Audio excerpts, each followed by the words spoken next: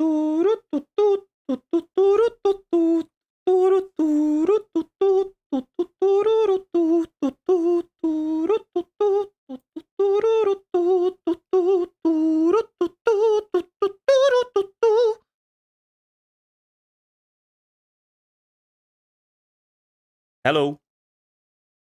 Hello, hello, hello. Konwiki. Good night, everyone. Good night. How are you guys doing? Thank you, cell phone. Well, we are starting in a good way. Just give me a second. Of course, I couldn't escape the cell phone madness in the YouTube stream. Why would I? Anyway, hello guys, good night and welcome to the stream. As you guys may notice by the title, you probably are aware of what we are doing today. Let me be real with you guys. Honestly, today was supposed to be stream going back on the animes that I predicted from last season to see which ones I got it right, to reorganize the entire spreadsheet. Not spreadsheet. The entire tier list. Like, you know? The idea for today was that.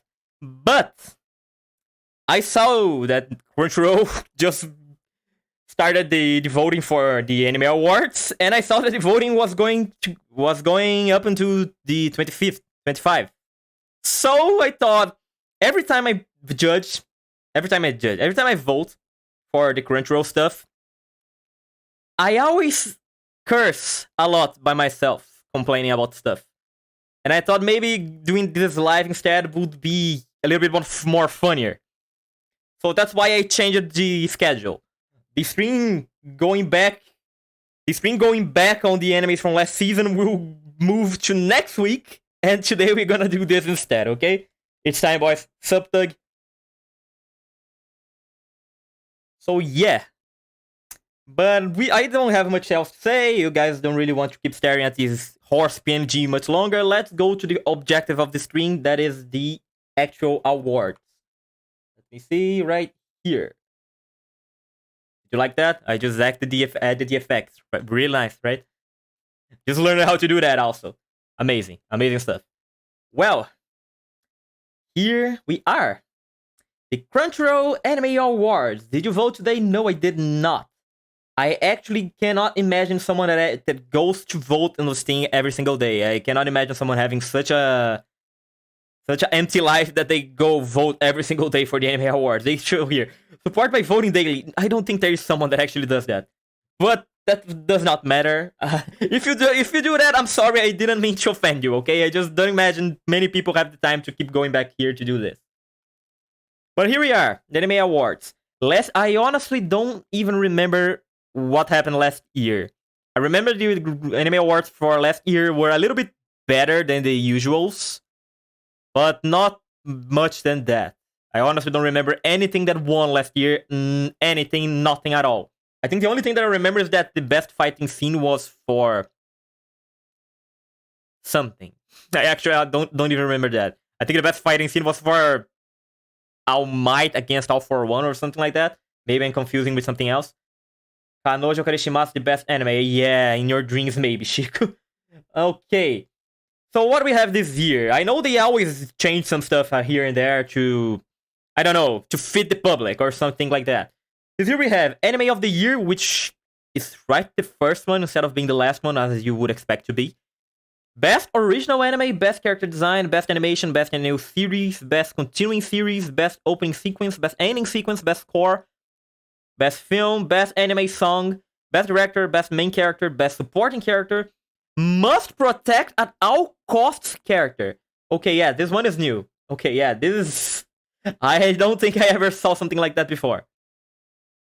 Best Action, Best Comedy, Best Drama, Best Fantasy, Best Romance, and Best Voice Actors for the originals and for whichever dub you watch. Usually it will be appearing for me in Portuguese here because, you know, I'm Brazilian. But I realized that if you just change the language down here, it will change everything for you already. It will change this thing here. You don't need a VPN or anything like that. You just need to change the language when you are voting to select the other dubs. Not that this one really matters to me because I don't really watch dubs. So It's not like I really can evaluate anyone. I will just say, yeah, nice for you, man, good job, and move on with my life. I really don't know who deserves to win anything here. But other than that, it's like they don't have best hand. Well, yeah, I mean, they should, right? There are a lot of the age in the year, but I guess unfortunately that goes for maybe P-Hubs voting instead. Well, out of everything here, everything seems normal, the usual stuff. If there's something, I need to point this out before we even go voting. There is one thing here that I always think is a bad idea that Crunchyroll throws here for people to vote. This one here, best film. Because, let's be honest, how many weebs out there actually watch anime movies? They are not about, already existing animes. Like, oh yeah, a lot of weebs watched the Kimetsu no Yaiba movie. A lot of weebs watched One Piece Red, me included. A lot of weebs watched Jujutsu Kaisen Zero. But other than that, not many people actually watch movies. Which already says a lot, because in this voting here, even if appears a movie that deserves, it's like a big movie, amazing movie, it goes to the Oscars. Let's say something absurd, like the movie goes to the Oscars. Probably the movie that will win will be the Kimetsu no Yaiba movie or the One Piece movie instead, because, anime fans watch that, not the other more underground movies. I remember something like this happened before on the 2018 Anime Awards, where one of the nominees was, what's the name of that movie again?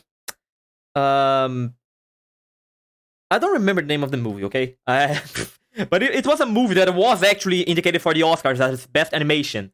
And it was a really good movie. I watched that one. I just don't remember the name. Let's see if I can remember real quick here. Where is my anime list? I need to remember which movie. Can I filter in some way, shape, or form the movies that I watched in my list? I don't know if I can. Let's discover this now. This thing loads. Okay, yeah. Maybe if if you go into completed, and if we go do this through progress, yeah, I guess doing this through progress should make sense. Yeah, because we get the absurd stuff, and if you change this one, movies will be only one, so we can find it like this. Shihiro, a lot of OVAs. Yeah, that's a problem with my anime list. I have a lot of OVAs in here. But we're gonna find it eventually. Let's see, Dragon Ball. Oh, I remember. We don't need to search this anymore. It's Mirai to Mirai. Or maybe not. Wait. I didn't add Mirai to Mirai to my list. Is that right? Mirai to Mirai.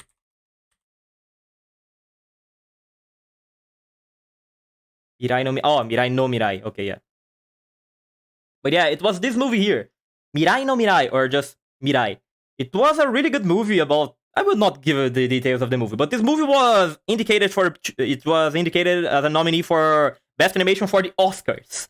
And it was also present on the Crunchyroll Anime Awards from that year, from 2018. I don't think 3 people watched that movie from the people that actually were voting there. Instead, the movie that won was... I don't even remember. I think it was the Naruto movie, Road to Boruto, or something like that. I think that movie aired in the same year. And yeah, it just serves to show the quality of people that are actually watching Future of the Future. Mirai of the Future, because the main character is named Mirai, Johnny. But yes, it serves to show the quality of people that are voting for the movie category for the Crunchyroll Awards. So that's why I really don't like Crunchyroll having a movie awards, because the popular one will win. It's not the good one in any way. Of course, most of the voting for Crunchyroll will be like always the popular one instead of the big one. But it's just something. I want to actually remember which one was the... Oh yeah, we start with someone saying not recommended. Yeah, you are full of shit. Can we even go back? I want to remember which anime was the one that actually... movie that actually won this thing. Oh, okay, but that's obviously intentional. Yes, of course it's intentional. Hello there, sup, Anna? Let's see. Can I go back? Can I go back to 2018? A simple year, a simple era where stuff was normal. I guess we can type in the index here. Let's see if we can go back all there. Yes, we can! It was easy like that. Let's see real quick the movies. I guess I could just filter instead of going down like that. Let's see which movies. Oh yeah, there was. What's the short name for this one? Saika. Makia. It was Makia. Man, Makia was such a good movie. Also, I watched all of the movies there were participating from the Crunchyroll Awards in that year just to actually vote for them. Makia was amazing. Mirai to Mirai I watched it on TV with my dad. It was also really amazing. Oh yeah, the Bungo movie was the one that won. The Bungo movie. This thing was the one that actually won. Because Bungo. And I also had watched this one on the cinemas because Brazil actually got this one in a single cinema for a single section.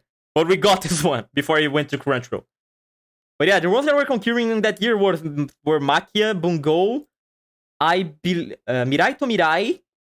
I don't know if there was something. Listo ao Aitori was also a participant. And this one is also really good. But I didn't watch in that year because I had not watched Hibike before. I just watched Hibike last year. So I just watched Listo ao Aitori last year also. But this movie was also really good. And I think one of the Digimon. I think this one. This Digimon 3 movie also participated. And the one that won was, obviously, Bungo. Because it was the anime movie that everyone had watched instead of a normal movie. I think, yeah, maybe I Want to Eat Your Pancreas also was a participant. I really don't remember. But I know that the one that won was the Bungo movie. Oh, no, it was not the Bungo movie. Yeah, it was not the Bungo movie. It was even worse. I remember now. I remember my complete decay into Joker status of society when the one movie that won was the Boku no Hero movie. Yeah, the one that won was the Boku no Hero movie. Again, just serves to show the quality of people that are voting for the movies in there.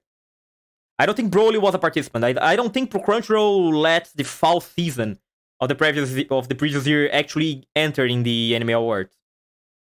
So I don't think Dragon Ball Super Broly was a participant. Because if it was the one that was going to win. Because this movie was honestly really good. Even being just a generic Dragon Ball movie. It was really nice. But instead, the one that won, Boku no Hero. Because, yeah, Boku no Hero. Well, I think I complained a lot already. Let's go back to this thing here. Well, for the awards, I say that instead of going from the top to the bottom, we go the other way around just to save the anime of the year for last. I feel like that's a good idea, right? So let's do this first. Also, I want to say this before anything else. I am sorry about it just being my voice here and no BGM or something like that. I planned on making a simple playlist to live in the background, but I did not have the time to do that before starting the stream. So we are gonna still just stay here with my voice for now. Later, in a future stream, I will have done the background stuff so that we can have some kind of BGM playing. But for now, we have just my voice.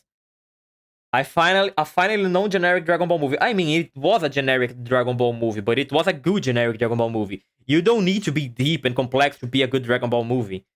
I believe the one that aired this year, Dragon Ball Super Hero. I did not watch it, but I saw people saying a lot of good stuff about it. And it was just a Dragon Ball movie. It's not like Dragon Ball movies always have a deep plot. Usually they don't. Actually, none had. I watched all of the Dragon Ball movies. None had a deep plot. But you go watch a Dragon Ball movie because you want to see what? You want to see what? You want to see buff guys beating each other, throwing powers. And Dragon Ball Broly had exactly that. With a character that a lot of people like it. That was Broly. Thought you were going to mention copyrights. Copyrights? For what? For the movies or for the BGM in the background? For BGM in the background, yes, of course we can have copyright. So that's why I plan on leaving it really low when we have that. My original plan, let me share this with you. My original plan for the BGMs was what? I was playing drums in my dad last week. I planned on recording just me playing the drums and using that as a BGM. My plan was to make an entire BGM sequence just from drums so that it would be better. But the audio quality was terrible because I don't have the proper equipment to actually record a drum set. So that idea went down the drain. Gratuitous anime violence. Yeah, gratuitous anime violence. Yes, that's what you want to see for Dragon Ball. So there isn't much to it. Broly gave you exactly what you wanted with good animation, and that was enough to be a good movie by that. All of the other movies on that year were really deep. Makia was really deep. Mirai to Mirai was really deep. Leaves to Aitori was really deep. It was even dealing with some stuff that is more sensitive in Japan, like LGBT stuff, right? So there were a lot of deep movies, and that is Dragon Ball Super Broly. That is just buff guys beating each other, and you enjoyed watching that also. I watched Dragon Ball Broly in the movies, man, and it was really nice watching the movies. But anyway, after this long tangent before we actually started, let's go to this thing here. Well, the first one we're gonna see, we would even change it this year for a second. Wait, let's change the language to Portuguese, because I don't give a flying fuck for whoever is making the English voices. I'm sorry for all the English viewers, which are probably the most here. But I'm Brazilian. I never watched the English dub. I also did not watch the Portuguese dub. But if I will vote for someone, it will be for the Portuguese dub. So we're gonna do this first. Let me see what we have here. Antônio Moreno, Studio Hibari for Tekken? We had a dub for Tekken this year? I did not know that. Can I? Oh yeah, we can hear. I hope this does not copyright us, but I hope we can hear. Let me just wait for the actual BGM to stop first. Antônio Moreira for the best Portuguese. Brazilian Portuguese! That's important to say. Brazilian Portuguese is the real Portuguese, okay? Are we not gonna actually get a glimpse of their dub? It's just showing the names. Yeah, it's actually just showing their... Oh, no. Can I? Is there a way for me to hear? Or they does not even give me a clip. I just need to believe that the dub was good. I just need to believe the dub was good. Yeah, I guess I just need to believe that the dub was good. Okay, in that case... Well, Antônio Moreiro made the voice for... Heihachi. Okay? Seu Heihachi. Charles Emmanuel, a dub for Rent a Girlfriend. That's a man. So it's the dub for this piece of shit? No. Sorry. I imagine you probably made a really good job, but there's no fucking way in hell that I will actually vote for Tatsumi in anything. Mariana Donde made the voice for Nagatoro. Johnny, did you for any moment watch the dub for Nagatoro? Because I need to know if this was actually decent. I would imagine that it was, but again, I never watched it. Nina Carvalho probably made... Yeah, Anya. I probably will vote for her. I remember seeing a glimpse of Spy Family dubbed in Portuguese, and I believe Anya's voice was quite right there for what we expect for Anya. Pedro Alcântara made the voice for the movie, which I didn't even watch, so I don't know which character this is. Nope, just Japanese, okay. Young Gesteira made the voice for a football anime. I mean, a Brazilian making voice of dubbing a football anime, I would imagine it is good, right? That's the only thing I would expect for a Brazilian. If you're dubbing a football anime, the only thing I expect is you do a good job on that. But, given that I didn't watch any of the dubs, I think we could go for a quick glimpse. Let me try. You know what? Nah, fuck it. I would just vote for Anya, and that's right. Insert your email. Why am I not logging in here? Wait. Just a second. Let me change back here just to avoid any problems. I really would expect for them to have my email since I am logged to Crunchyroll, but whatever. I don't want the Crunchyroll newsletter. Thank you so much. Yes, I will do the voting rules or whatever. Yeah, okay. Was I able to vote now? Okay, I voted. Okay, let's go back here. Hello, I'm back. We voted. Yeah, I voted for Anya. Now we can go back down here and change this back to English. Sorry, you are ineligible to vote. What? Oh yeah, because of the yeah, I see. Okay. Just for curiosity, let's see what are the English ones. Oh. Okay, I don't really need to think too much before voting here. Yeah, I didn't really need to think a lot before voting here. Of course I never watched any of the English dubs for anything here, but I know Amalie. I think anyone that is in the anime community, the English anime community, knows Amalie. And knowing the quality of her job, I know I can vote for her. So I don't really need to think too much here. Amania's mighty voice. Yeah, I really don't need to think a lot here. Let's go to the previous one. Okay, let's go back. Now the one that I want to go for is the Japanese dub. Okay, now for the Japanese dub, we can start to play here, because that one is the one that I actually will know.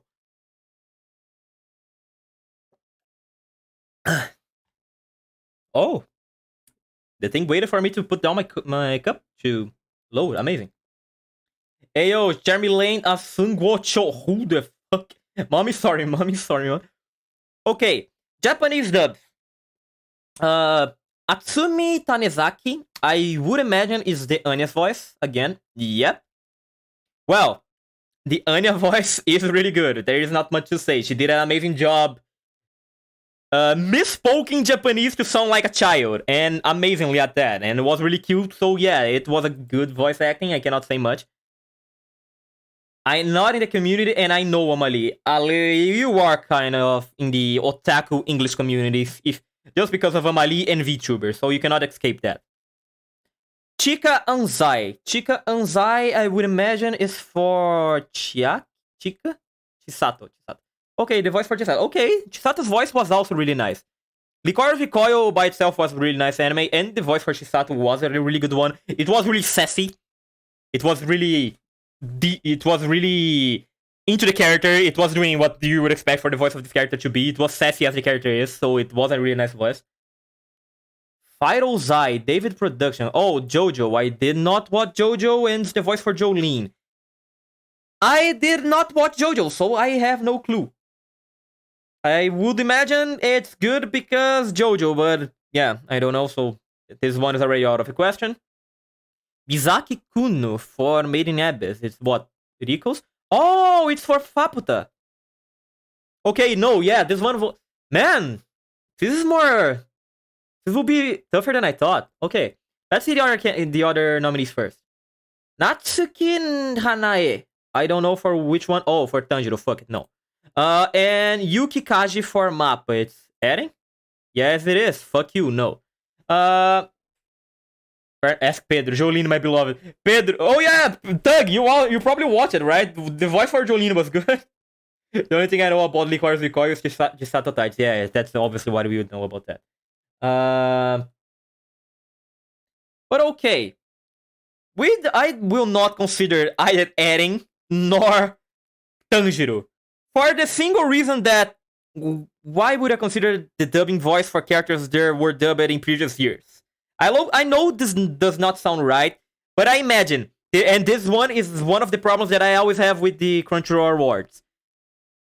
They are here because they are popular. They are not here because they deserve to be here. I can't think in many other characters during this year that deserve a better, deserve to be in the dubbing area that are not Eren or Tanjiro. I mean, yeah, Tanjiro has its moments screaming and full of emotion. Nice, okay. You already had that in other 2 years. Eren, it's the same voice, but he talking like a dead fish instead of talking screaming all of the time.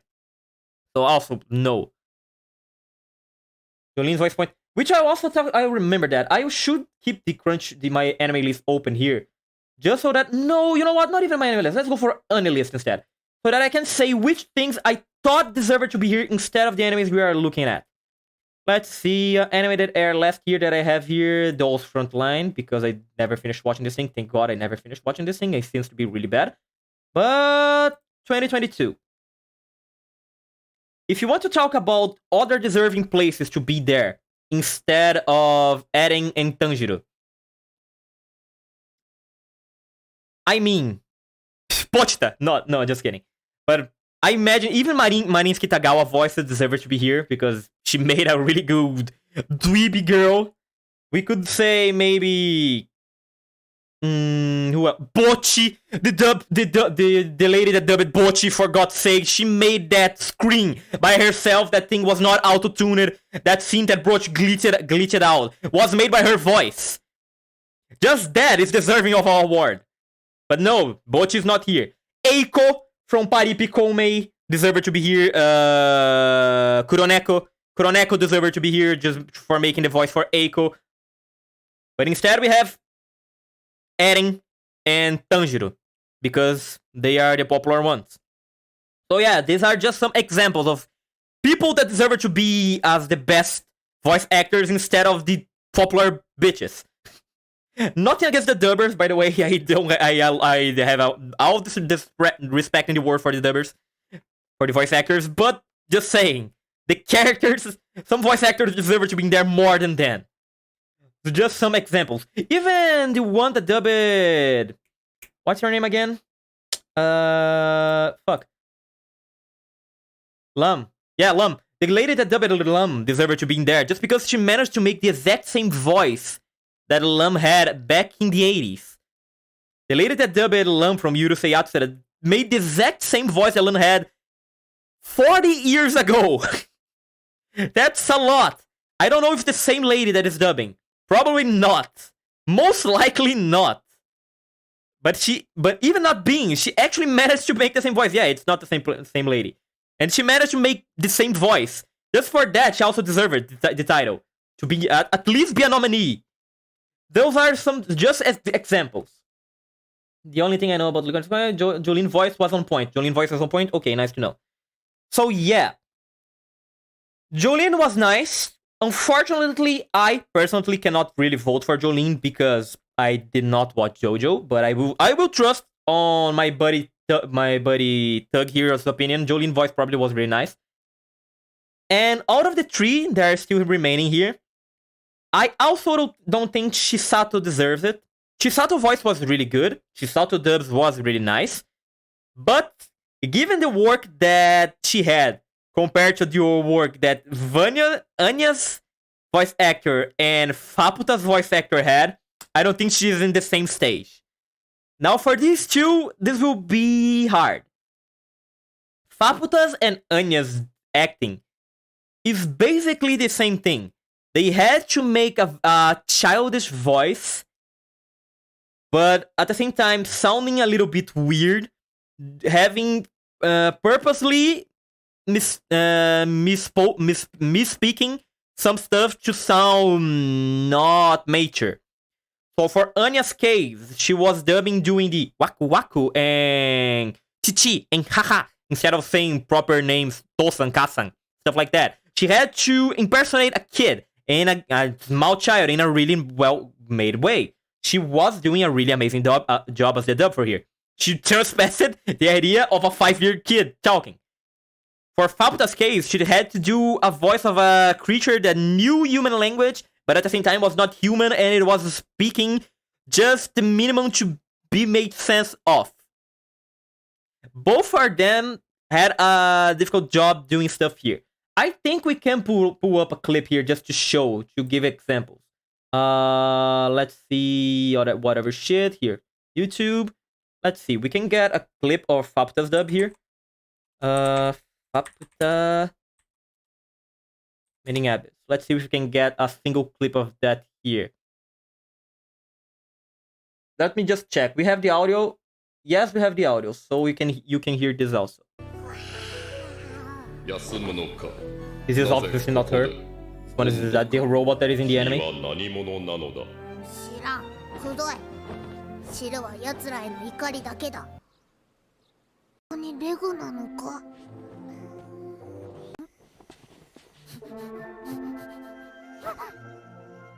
と香ばしそうず。か。レグ。パプタと獲物がありながら。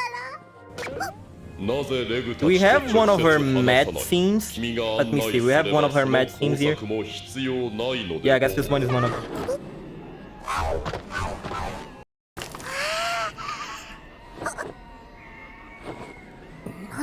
たそうさ。 So yeah, I imagine everyone here already knows Anya's voice, so I just wanted to show Faptas to be a comparison, because not everyone here watched the new season for Mating Abyss. Fapta's voice was on point also. There was not the scene here, but there are parts that Fapta is actually screaming from the top of her lungs, killing people, going full berserk mode and stuff like that. And as much as I think that Anya's dub made an amazing job, I feel like because of the changes that the Fapta voice actor had to go through during the dub, changing not just being the happy-go-lucky kid or maybe a sad kid, but also going from lots of stages of happiness, sadness, madness, anger. And she also dubbed Irumyu. Yeah, she also dubbed Irumyu, which is also another kid that appeared in this season, which related to Fapta in a way, which I will obviously not say to not spoil stuff. But because of the work that this voice actor had to go through, I believe she deserves more than Anya's. And also, since Fapta is an exclusive character for this new season, it's not someone that was dubbed before, so it's okay for... It's not the same argument that adding in Tanjiro had also. So yeah, I will vote for Fapta. Let's be honest here, we all know that the one that will win will be Anya. We all know that. There is nothing that I can say to stop this from happening. We all know the one that will win here will be Anya. Maybe, in some kind of absurd universe, it will be Tanjiro's because of the popularity of this thing. But most likely, we all are aware that the one that's gonna win here is Anya. But yeah, for me at least, I think Faptas deserves a little bit more. Now for the next. I speak English like I should, right? Special category. Oh yeah, there is this thing also. I forgot about this one. But well, whatever. We can go back to that later. The next one will be Best Romance. For Best Romance nominees, we have Call of the Night, or Yofukashi no Ta, Kaguya-sama Loves War 3rd season, Komi-san Can Communicate 2nd season, Love After World Domination, Koi wa Sekai Fuku something something, My Dress Up Darling, and Shikimori-san Is Not Just a Cutie. Well, I have some problems here already. I know why Best Romance and stuff like that. Yeah, sure. So, but here's my point. Is a Best Romance. I know most of romance animes don't have the actual romance up into the end of the animes. With some exceptions, like Koremonogatari and stuff like that. But, example, Call of the Night. I can call Call of the Night, or Yofukashi no Ta. I prefer to call it Yofukashi no Ta. I would call Yofukashi no Ta many things. A romance anime is not one of them. Yofukashi no Ta is more focused on aesthetics, is more focused on comedy, is more focused even on action, in a way. Of course, the main plot of Yofukashi no Ta is that the protagonist, which is the wimp here, which I don't remember the name, he wants to fall in love with this vampire, so that she can turn him into a vampire so that he can live on during the night instead of the day. That's the main plot of Yofukashi no Ta. Given the plot, kind of sounds like a romance, I know. And the entire basis of the series is that the vampires need to make humans fall in love with them so that they can breed and make more vampires. But even with all of that, even with all these details, I simply cannot call Yofukashi no Ta a romance anime. Let's see, it should be right in the top here. Here, Yofukashi no Ta. Let's see the tags this thing has. What the fuck, Twilight? Don't compare it to Twilight. Calm down just a second there. Don't you dare offend this masterpiece comparing it to Twilight. But yeah, let's see the genres. Comedy, psychological, romance, slice of life, supernatural. Out of all these genres, comedy and psychological are the ones that are the most prevalent here. Slice of life technically is there, in a way. Supernatural, yes, supernatural is there every now and then. Because vampires. Romance, out of all of this, is the only one that I really don't see. Romance is only focused really on, I believe, 2 episodes. The last one, because there is a whole drama between Cole here and Nazuna, because Cole is kind of having second talks about becoming a vampire or not. And there was one episode where this one here, the Gyaru vampire, there was a stalker she had that really loved her, and then he wanted to inbreed her, stuff like that. Those were the only episodes that I could say for sure they were romance-focused. Out of 13 episodes. So I cannot consider Yofukashi no Ta a romance anime. Thus, it's not deserving to be the best romance of the year. Robert Pattinson glowing on the sun. The Twilight that worked good. So yeah, Yofukashi no Ta already is not part of the ones that I will select here. Komi-san can't communicate. Komi-san is a slice of life manga that has romance in it. It actually has romance in it. Way after where the story of the second season ended. Like, way after. We have glimpses of romance, like Tadano liking Komi, Komi liking Tadano, but nothing really happening, just they getting embarrassed and maybe having a cute moment in another, like she going to take care of him when he has a cold, and stuff like that. That's what you have for romance in Komi-san. Up until this point. I know after this we have a lot more of romance. I read the manga. I am aware of that.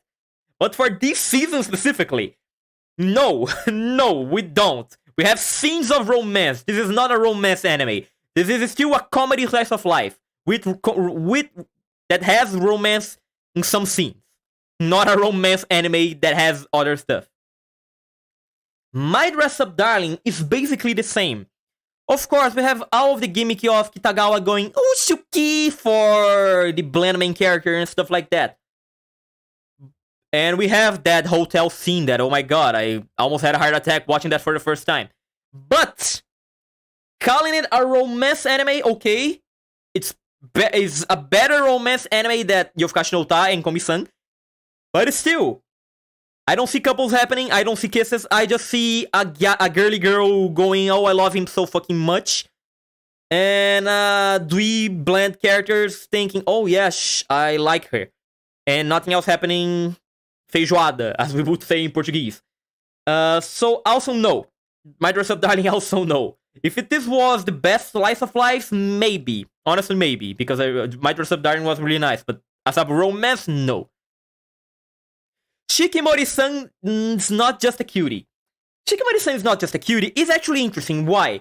Because Shikimori-san is probably one of the few animes out there that we already have a couple from the beginning. It is hard to see romance anime without kisses, though. With kisses, though. Yes, it is. That's why we should treat the ones that actually have them as the best ones. But yeah, Shikimori-san is not just a cutie. It's an example of an anime that actually has a couple. And it somehow still does not have a romance. Like, how? The plot for Shikimori-san is that the couple is already together since before the anime started. These two are dating for an entire year before the anime began. We began the anime after they have a year anniversary, basically. During this entire year, they never hold hands and they never kiss it.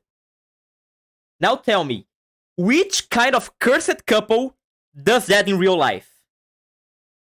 Which kind of godforsaken couple does that in real life and stays together after a year? This is a Japanese thing. There is no way in any other part of this planet, well, also not considering mid-Europe and stuff like that, but there is no way in parts of this planet that romance is actually a thing and not a bullshit. A couple would stay together if they spent an entire year not having any kind of development in their relationship. Let me read chat just for a second. Slow burns consist of mutual pinning for 250 chapters before the characters hold hands. Yeah. Lemao makes sense. I am, of course, exaggerating. This choice has to be Koi wa Sekai Seifuku no Ato de. I will get to that later, Vini, but basically, yeah, that's the one I want to choose. Extremely religious people. Yeah, extremely religious people. This might be a hot take, but extremely religious people don't have romance in their lives also. Sonobisquedal, the couple don't get to be actual couple or arranged marriage. Yeah, arranged marriages. Well, we can talk about that in another anime stream. Because we have a lot of animes in that regard. But yeah, and also Shikimori-san. This is just my opinion, of course. I know people. There are people out there that like it, Shikimori-san. But man, I hate it. I hated Shikimori-san so much. I was not able to endure Shikimori-san. It was so painful to watch. I honestly hated it so much. And I don't even think it's because Shikimori-san deserved so much hate. Well, honestly, yeah, I think it deserved so much hate. The protagonist was so infuriating. The gimmick of the protagonist was that he was a good guy that had the worst luck in the planet. But it was not just a gimmick to make comedy. He was actually in a threat of actually dying from his bad luck in multiple scenes. And he basically just survived because his girlfriend can do anything and is a manly girl, girly girl at the same time. Then she can do all that the planet can do, all that a single human being can do, and keep saving him. That's the gimmicky. That's so annoying to watch. And the single fact that they are a couple together for a year that does not do shit with each other other than going on dates every now and then. It's so annoying to see. And maybe the fact that people were always saying this one would be the second My Dress Up Darling after My Dress Up Darling finished, this one aired. And all of the fans of the manga were saying, oh no, but this one will be the next My Dress Up Darling. Shikimori will overtake Kitagawa in no time. Man, Shikimori is a 0 out of 10 compared to Kitagawa. She's not there, man. She's a shitty wife compared to Kitagawa. I'm sorry, but she's not there. Monogatari is a nice romance anime. Yeah, sure, Johnny, yes. At least, yeah, Monogatari has kisses, at least. It's better than most of the romance animes. Shikimori's problem is being sweet enough to give people diabetes. I don't know if I would say Shikimori is sweet enough to give people diabetes. I didn't get diabetes from Shikimori. I got disgust only. But yeah, I also... Given that they are a couple that don't do shit, I don't think they deserve to be the best romance of the year either. Now we have the two that actually deserve to be here. Kaguya-sama and Love After World Domination. Before talking about them, which animes I believe deserve to be here more than the ones that are here? I mean, I guess these three could be here. I don't like them being here, but Shikimori was a romance anime by the end of the day. My Dress Up Darling, yeah, it also was. Not that many romance, but it was. Komi-san, instead of them, which animes I believe should be here instead? Let me see. It's not like I have it on the top of my head romance animes of the year. I'm sorry, but let me give a quick look here. Aharen-san deserved to be there because Aharen-san actually had a couple in the end of it. They actually had romance going on. It was a really sweet romance, by the way. It was really nice. Aharen-san deserved to be there. I guess even Vanitas deserved to be there in a way, but not that much. Kako to Inazuke, a couple of cuckoos. Did not finish the couples, but also deserved to be here. Oops, I forgot this one was still open. It deserved to be here more than Call of the Night as a romance anime. This thing deserved to burn in hell. I don't know who the fuck thought this anime was a good idea, but deserved to just die, whoever made this. Even this thing here, the Gyaru Girl that I dropped, deserved to be in there more than Call of the Night as a romance anime. Anyone else that I want to nominate before we go back? No. Oh yeah, this one, but this one is a typical school romance, not really that much. Yeah, I guess we can stop here. Oh yeah, Hengai Flops. Hengai Flops, the entire plot of this thing was getting couples. The entire plot of Hengai Flops was a dude going over many, I cannot really say what they are, but going through many girls forced into a romance because he got arranged marriage for 5 girls at the same time. This thing was a complete, how you say that? This thing was self-aware. It was not like, oh, hiding anime, haha, could go. This thing was self-aware of how cliche it was, and it made good use of how cliche it was. It was actually really nice, and it deserved to be a better romance anime than Komi-san was in this year. Just some examples. I know most people didn't like this anime. Most people were full of shit and thought this thing was taking itself seriously, which was not.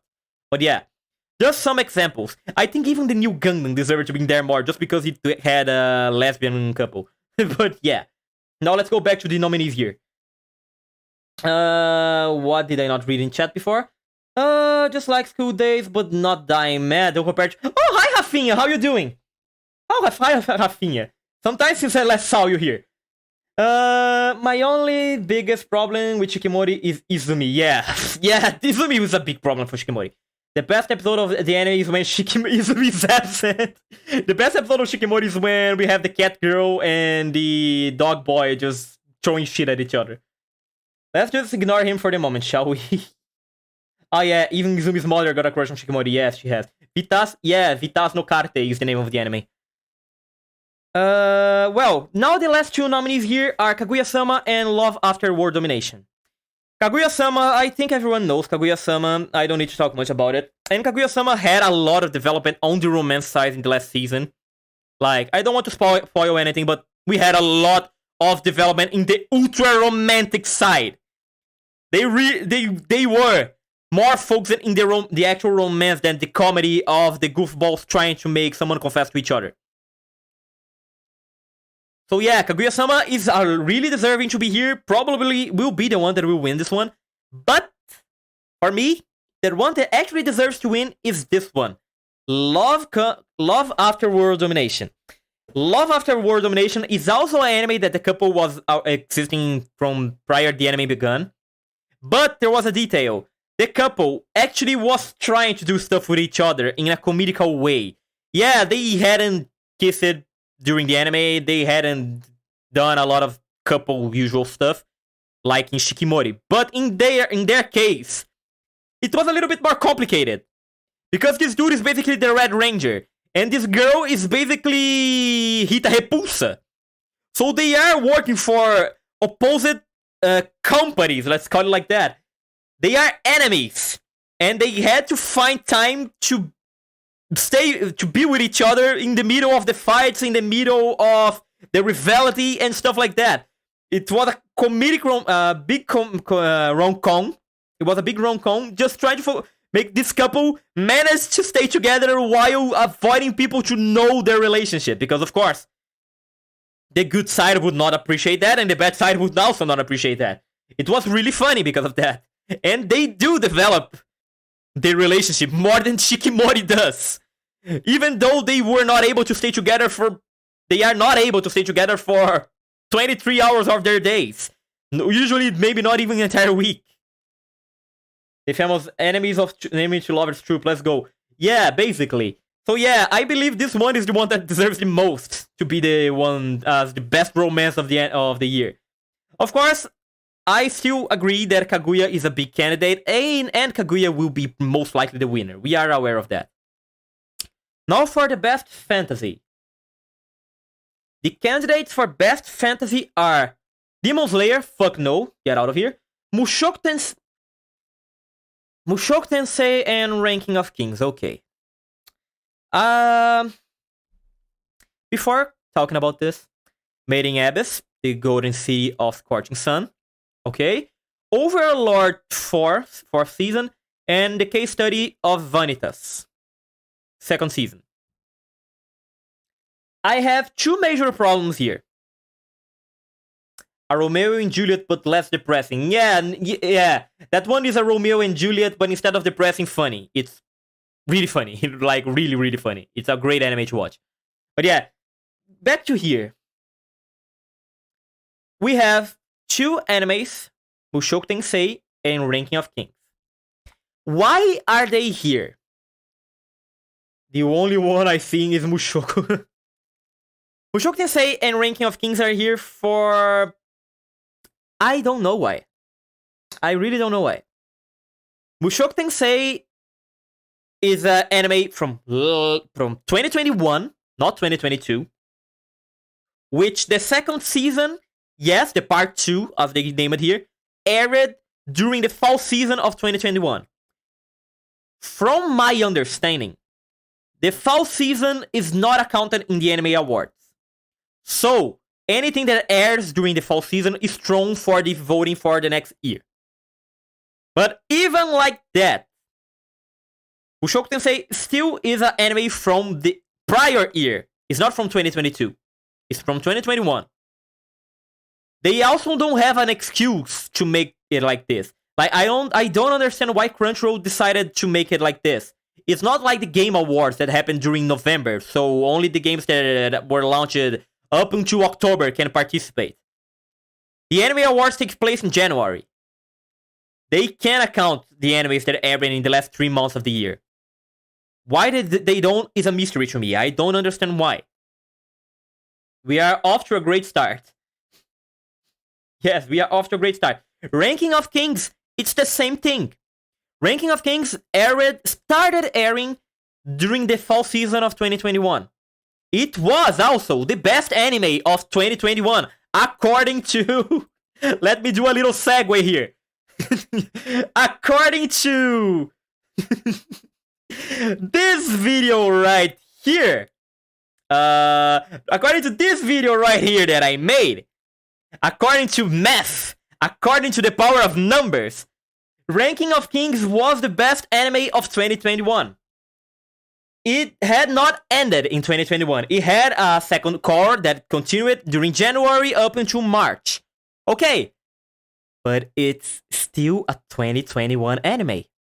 Not a 2022 anime. I personally don't believe that animes that started in a year should be accounted as animes of the next year just because they were still airing there. The only category that I believe they should be at is this one, Best Continuing Series. This is the only one where I think animes from the prior year should appear, even if they continue it during the year. Probably because some of these animes doesn't wrap up until January, even though Isekai Oji-san is on a high hiatus limbo. Yeah, well, I know the comments is delayed because YouTube takes a lot of delay for me, but I basically already talked about this. I just talked about this. So yeah, I already don't believe these two deserve to be here. Like, at all. Also for the other ones, we have Demon Slayer, we have Overlord, we have Case Study of Vanitas, and we have Made in Abyss. Out of all of these, I also don't believe Demon Slayer deserves to be here. I think Demon Slayer is here just because of the hype. Because, yeah, it's a fantasy anime. Who the fuck watched Demon Slayer and think, oh, the fantasy, this stuff, no. You're watching Demon Slayer because it's an action anime. You don't really care about the fantasy side. The only fantastical thing there is in Demon Slayer are the demons. Even the powers that the protagonists have, the effects are just effects to make them look more visual. They are just breeding different. The powers from Demon Slayer are just moth breeding. They don't really have different amazing powers. They are just making stuff related to their breeding. The demons are the only actual fantastical thing. And Overlord, Made in Abyss, in the Case Study of Vanitas. Case Study of Vanitas, it's a fantasy anime, of course. Like, it's in the same aspect that Demon Slayer, I guess. Because the fantasy here is about vampires. And some other paranormal stuff related to them, vampires, and that whole paranormal power there is all around the planet, which humans learned how to use in order to make stuff work instead of electricity. But yeah, so yeah, there is a lot of fantasy going on in the Case Study of Vanitas. And the Case Study of Vanitas is also a good anime. Don't get me wrong, I like the Case Study of Vanitas. Even with all of the shoujo, the yaoi bait this thing has, it's a really good anime. The second season, it was also really good. Overlord 4. I mean, everyone knows Overlord. Overlord is a great anime. It's a twist on the isekai genre, making the villain be the OP one, which the heroes will never be able to beat. And Overlord always does a good job at that. This season was no different. This season was actually way better than the third one because the CG was not as disgusting as the last one. And the plot from Overlord overall is really good. And it is a fantasy show. Yes, it kind of deserves to be here. Made in Abyss, also. The plot of a giant abyss in a secluded island where you go down and a lot of mystical creatures exist. The abyss has layers, and each layer makes it be even harder to go back up after you go down, up until a point where there is no way to return, which is where this season takes place. There's a lot of fantastical stuff going on in Made in Abyss. Made in Abyss is a fantastic fantasy anime. But, as much as I love them all, why is there not a single original anime of the year here? Why we only have second covers and sequences? I don't understand. The one thing we have the most in every freaking year are isekais. As much as I hate them, couldn't you add a single isekai of the year here? The only options were really sequences and animes from a prior year. Like, let's go back here. A list of the animes of the last year. Let's look for fantasy. Tate no Yusha, fuck you. No, of course. Thank God it was not there. Hataraku no Mao-sama. Hataraku Mao-sama second season. Is a second season? Yes, it is a second season. But it is a second season from an anime that everyone was expected to come back from by the last 11 years. The season was good? No, the season was really bad in the quality side. The story was okay because it's the manga from Hataraku Mao-sama. The manga is funny. But fuck, the quality of the animation was terrible. But it was deserving just because of the hype. Let's see who else. Summertime Render. There is fantasy taking place here, but I guess it also didn't deserve to be because it's more of a mystery than anything else. What is the name of this thing? Kage no Shihosha something. What is the simple name of this shit? The Eminence in Shadow. The Eminence in Shadow. I don't like it because isekai.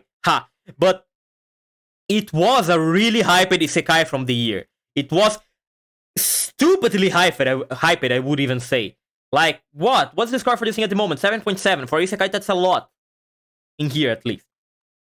And I believe it's not in the ranking just because it's an anime from the fall season, again. What else? Pairipi Mei technically is a fantasy anime. Arifureta, even though it's a second season, it's also a fantasy anime. Danmachi, it was the fourth season of Danmachi. Again, second seasons. But at least it was a good season. Compared to every other season of Danmachi. Isekai Oji-san, technically it's a fantasy anime. I also deserve it to be in there because it's really funny. We can keep going for hours and hours. This one was funny. This one was okay, I guess. The Sword Isekai, as much as I hate it, it's a fantasy anime from last year that people like it. What else? Engaged Kids was a fantasy anime that was really bad, actually. Thank God they did not account it. This one here, Showcase Shoujo, the one from the girl that killed the isekai protagonist. Amazing, just because she killed the isekai protagonist. I would dare say that Akiba Maid Sensou is a fantasy anime also, and deserves to be in there. Just from how absurd it is. We have many examples of fantasy shows from last year that kind of deserve to be in there. More than second seasons and shows from 2021. But yeah. Prima Doll! I am the only person in the planet Earth that watches Prima Doll, but Prima Doll deserves to be there, goddammit! But yeah, just some examples, like a lot of examples. We have a lot of examples of stuff that deserves to be there, more than only second season and 2021 animes. But of course, that was not what happened. And given the options that we have here, I still believe that the second seasons that aired in the year are more deserving than the animes that were from the prior year and only continued on it. So again, for this one, I will vote on Made in Abyss. Done. Yeah. I would much prefer to vote in an anime that was actually original from 2022 that was a fantasy anime. But given they did not give us the option, the only thing we had was that. Now, for the best drama anime. The options we have for best drama anime are 86 Part 2. Again, was 86 Part 2 from 2022? I don't remember.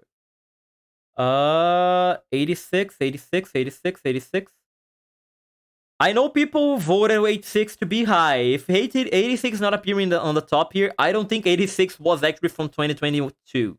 I think 86 was from 2021. Let's see. 86. Part 2. Yes, it was from freaking 2021. It just continued in 2022. Fuck that. No, you are already out of question. Cyberpunk Edge Runners. Okay, we are actually starting to get some decent stuff. As a drama. Yeah, okay, fine. Kotaro Lives Alone. This one I did not watch, so I don't know much about. I know it's the story about this baby that's basically living by itself. And I believe the baby is related to the Yakuza in some way. I really don't know. I didn't watch Kotaro Lives Alone. So I really cannot say much. But as a drama, I also don't know if it is deserving to be here. There is one thing that we need to... Yeah, let's take out the anime, the TV format, so that... Yeah, Cyberpunk's here now. And Kotaro should probably be here also, because I know the scoring for Kotaro is absurdly high. Let's see if it will appear somewhere. Kotaro. I should probably just search for it. It will be faster doing that. Oh, it's here. Kotaro wa Hitorigurashi. The score for this one is really high. The score for this one is quite high. People seem to love this one, even though I really didn't see anyone talking about it. But the genres for this thing are comedy and drama. Okay. So it seems this one deserves to be in the drama category. Unfortunately, I don't know anything about it, so I really cannot say much to vote or not about it. Attack on Titan Final Season Part 2, 11th Degree, featuring Knuckles from Sonic series. Yeah, sure. Dance Danseur. Dance Danseur is also actually quite nice to be here. And Made in Abyss, the Gold City, ta-ta-ta. Okay, as a drama anime, what I expect from drama anime is to make me feel sad, to make me feel anxious, to make me worry about what's going on in the series. That's what I expect to happen about drama animes. I expect drama animes to actually make me feel worried about the characters, make me relate to the characters, make me want for the best for them and stuff like that. Like my boy Clannad does. And stuff like that. Out of these, 86 is out of the question because it's not from 2022, fuck that. Kotaro, unfortunately, I cannot say much because I did not watch Kotaro, so I can't really talk about it. Attack on Titan. Like, who cares? Like, really, who cares? That's the only thing that I can really say. Who cares?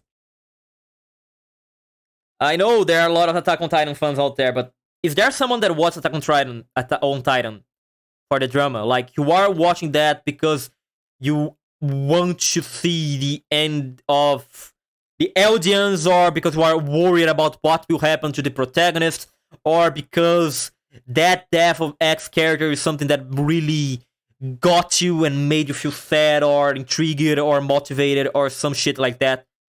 Someone that is not a 14-year-old Twitter user actually feels, passionate, feels emotional about what happened in the last season of Attack on Titan. If you did, you do you. I didn't. I really couldn't care less about anything that was going on the last season of Attack on Titan. I really just wanted to see the end! Which we know is not even close, because Final Part, Act 1, Part 2, 7384, featuring Dante from Devil May Cry series and Knuckles. So yeah. Again, this thing is here because of the hype. Now, Cyberpunk Edge Runners and Dance Danseur. These ones are actually deserving to be here. Made in Abyss, again, is also really deserving because Made in Abyss is a really drama-focused anime. There is always a lot of emotional attachment going on with the characters. You just always need to remember, they are kids going into this hellhole with no way to return, facing creatures that can kill them in the blink of an eye if they are not smart enough to do what they need to do. And this one also added the drama of another group of characters that went into the Abyss before them. There was a lot of drama going on here about people going into the Abyss, trying to find a purpose for their lives, just wanting to find a place where they belong, getting completely destroyed by the brutal truth of the Abyss, the brutal reality that is the interior of the Abyss. There was a lot of drama going on here for Made in Abyss. Made in Abyss deserves to be in the drama section. Even if it is a second season. Okay? I know I complain a lot about second season and stuff like that, but yeah, it deserves to be here. And about Cyberpunk and Dance Dance Danseur. Dance Dance Danseur, for those that don't know, is an anime about a boy that wants to dance ballet. That's the main plot of Dance Dance Danseur. Does not sound like much, but the beginning of the thing is focused on how the character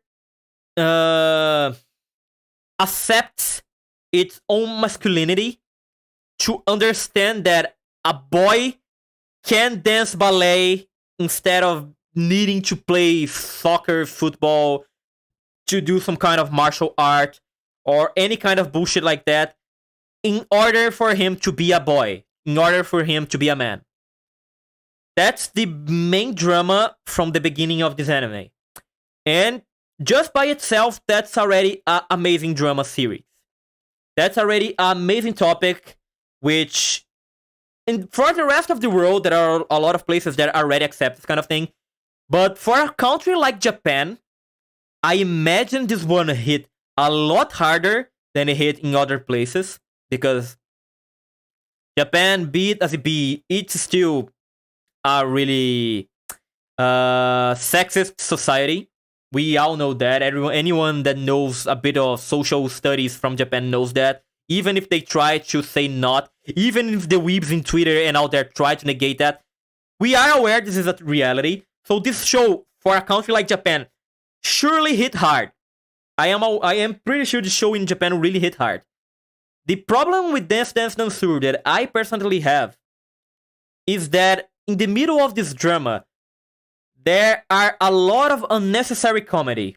Like, during lots of the anime, the main protagonist is just going for, oh, I want to join this ballet school because I want to date the daughter of the owner.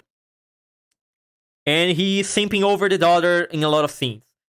There are a lot of moments like that which are really... I mean, they are unnecessary. Let me just say that. They are not necessary for the anime to be the anime it is. We don't need the main motivation for the boy to be simping. It kind of feels like the author was worried about the masculinity thing and made, no, but see, he wants to dance ballet, but he also likes girls, so obviously he's a guy and there is nothing wrong to dance ballet. Yeah, there is also nothing wrong for him to dance ballet and not really be interested in a girl to do that. I want to break free, yeah. Everything is okay. I don't see that as a big problem for the anime because the whole relationship that he has with this girl also feeds the drama part by the second part of the story, like from episode 8 onwards. The relationship that this girl has with both him and his rival is a big part of the drama. There is a lot of emotional drama attached to how their relationship goes on, especially in the last episodes, which really moves the drama. And it's something that, even for example, I that really did not enjoy the dummy, guy likes girl, I want to get along with her and stuff like that. Even I was really moved by the decisions that the guy took by the end of the anime. Also really pissed, but moved. So they were heavy decisions on the character, and you got to think they were. You got to believe they were big decisions because you saw all of those comedic, stupid moments. So they were essential to the story in a way. So yeah, the drama was feeded. Even the parts that I didn't like managed to feed the drama from this thing quite well. So it's a really good drama anime. And Cyberpunk. Cyberpunk, I think most people watch Cyberpunk. We know. There is a lot of drama in Cyberpunk. The main episode, the evolution of just the life that anyone has on the city from Cyberpunk. It revolves around a lot of drama if you are not part of a corporation. You know that if you play the game, you don't even need to watch the anime to understand that. And there's a lot of drama revolving around David's life, but Lucy's life, passionately Lucy's life. There is a lot of drama going on in Cyberpunk, which is kind of masqueraded by the action scenes and some comedic stuff, some absurd stuff that goes on. But it's not like the drama is obfuscated. It just managed to blend with the other elements that the Cyberpunk Edge Runners anime had. And that's a big feat. It's a big feat. They managed to balance all of the elements that the anime had in a really good way. So Cyberpunk is also a really good drama anime. Night City, yes, Night City. But, and this one is only my personal opinion. I enjoy Cyberpunk, but I don't think that the drama from the anime during the last episodes after the time skip was entirely justified. I believe that a lot of things that happened in the end of Cyberpunk could have been avoided if David just thought for 2 seconds and actually remembered stuff that he saw happening instead of just going full of itself mode and oh no, I am special and stuff like that. If he did not do that, the entire drama from the last arc would not have happened. Everything would be better. A lot of problems would have been avoided. Some deaths would have been avoided. For the fanbase that is really obsessed with a certain character.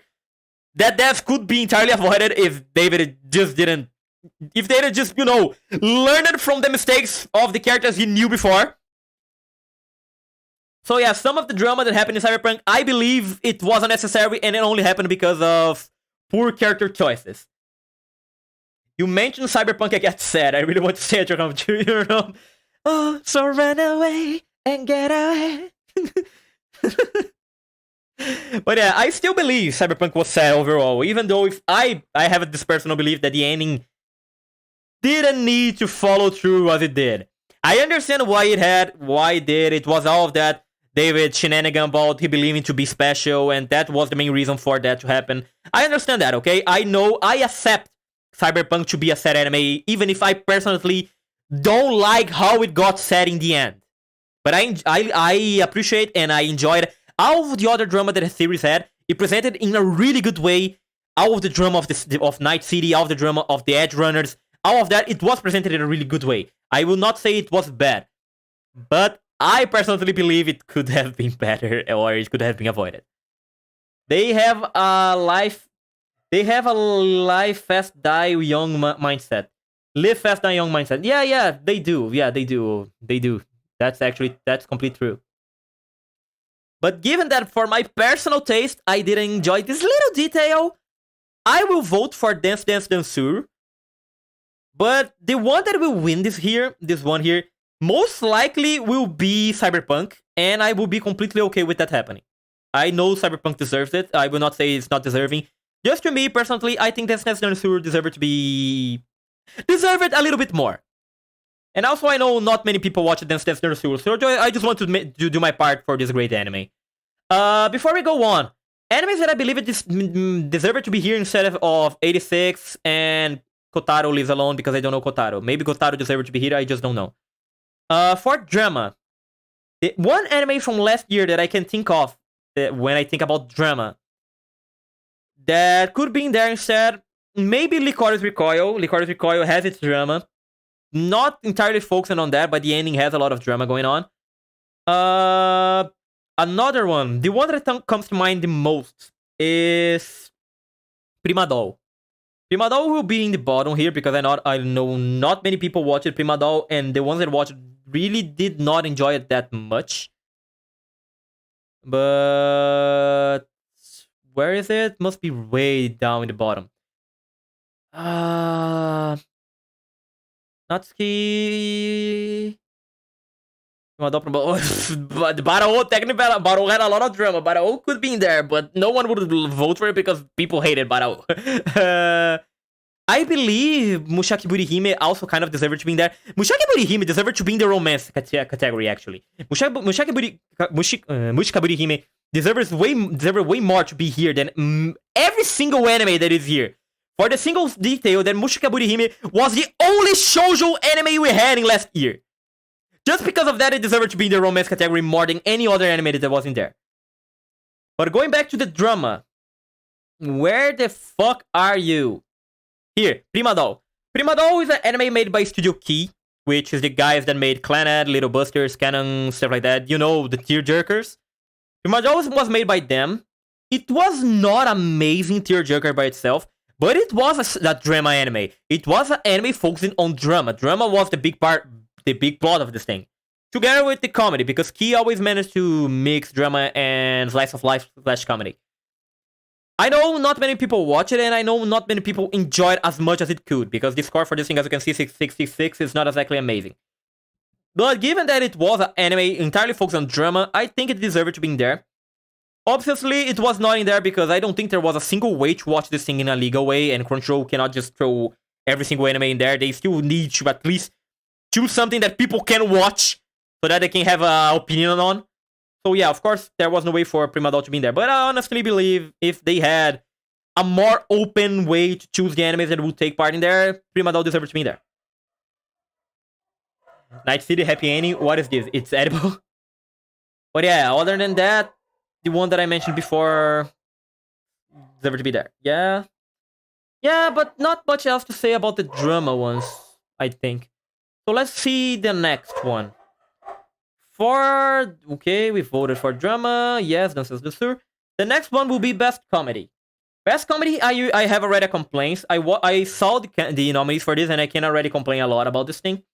Because the indicates for best comedy are Kaguya-sama Love is War, My Dress Up Darling, Isekai Oji-san, or Uncle from Another World, Kotaro Lives Alone, again I didn't watch it, Spy Family, and Yaboy Koumei, or Parip Koumei. What the fuck? Why the fuck? Not what. Why the fuck? My girl, my baby girl, the best anime of the last year.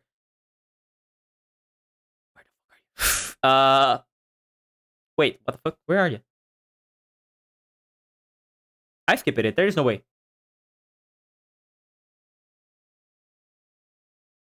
What? Here. Fuck, here. Why the fuck my girl, my baby girl, Bocchi the Rock is not in this fucking category? Why the fuck Bocchi is not here? Crunchyroll has the right for Bocchi. Bocchi was the best comedy of last year. There is no way to contest that. Vini, you love Isekai Oji-san. You can contest that Bocchi was funnier than Isekai Oji-san. Bocchi was the best comedy from last year. But it's not here for some reason. The only thing that I can imagine is because Crunchyroll cannot use the fall animes here. And that's complete bullshit. Why you cannot use the fall animes here? Should be here. Bocchi should be here. Bocchi is the obvious winner. But yeah. After my moment of fury. Since Bocchi is not here for some fucking reason, we have this thing instead. This stuff instead. Kotaro, I don't know anything about Kotaro. I cannot talk anything about Kotaro. Even not having Bocchi, I think some other comedy animes. Yofukashi no Ta deserved to be there for the comedy instead of maybe the others, instead of Kotaro Lives Alone. Which else? Aharen-san also kind of deserved to be there for the comedy. Aharen-san was really funny. There were a lot of memes of Aharen-san just headbutting people. And yeah, just some examples. I don't think we need to go too deep, because every year we have a lot of comedy animes. Just a spoiler for the objectively worst and best animes of 2022 video that is coming out. The anime that had the genre of anime that appeared the most last year was comedy. So we had a lot of options. We had many options to be here. Given that, My Dress Up Darling is one that I I don't think deserved to be here.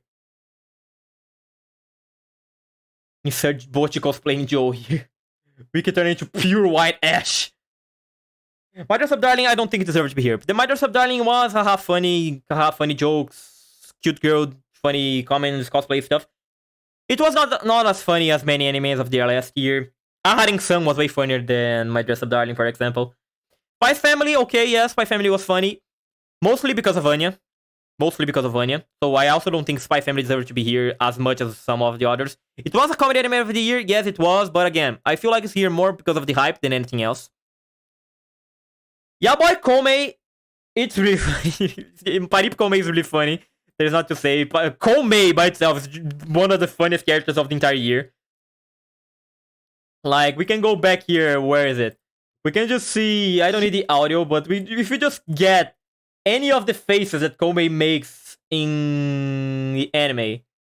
Let's see. Here. Just get that. Just the stupid thing. Oh, how do you use a cell phone? Stop bothering me and stuff like that. Kongming is funny as fuck. It's one of the best. It's one of the best characters of the year. Koumei is probably one of the best characters of the year. So yeah, let me go back. There is a reason why I made this video. Go watch this video if you didn't. But yeah, Koumei is really funny. The entire anime is really funny. But I believe since the focus of Koumei, other than the comedy, is the music and also the drama, it's not the best comedy anime of the year. I love Koumei, but I will not vote for Koumei here. And this leaves us with Kaguya-sama and Isekai Oji-san. Kaguya-sama, again, I said that I believe Kaguya-sama is more of a comedy anime than a romance anime. But this season did indeed focus way more in the romance. And did a really good job doing that. So, I believe Kaguya-sama in this season was more of a romance than a comedy. The comedy was still really good. But, compared to Isekai Oji-san, it was not on the same level.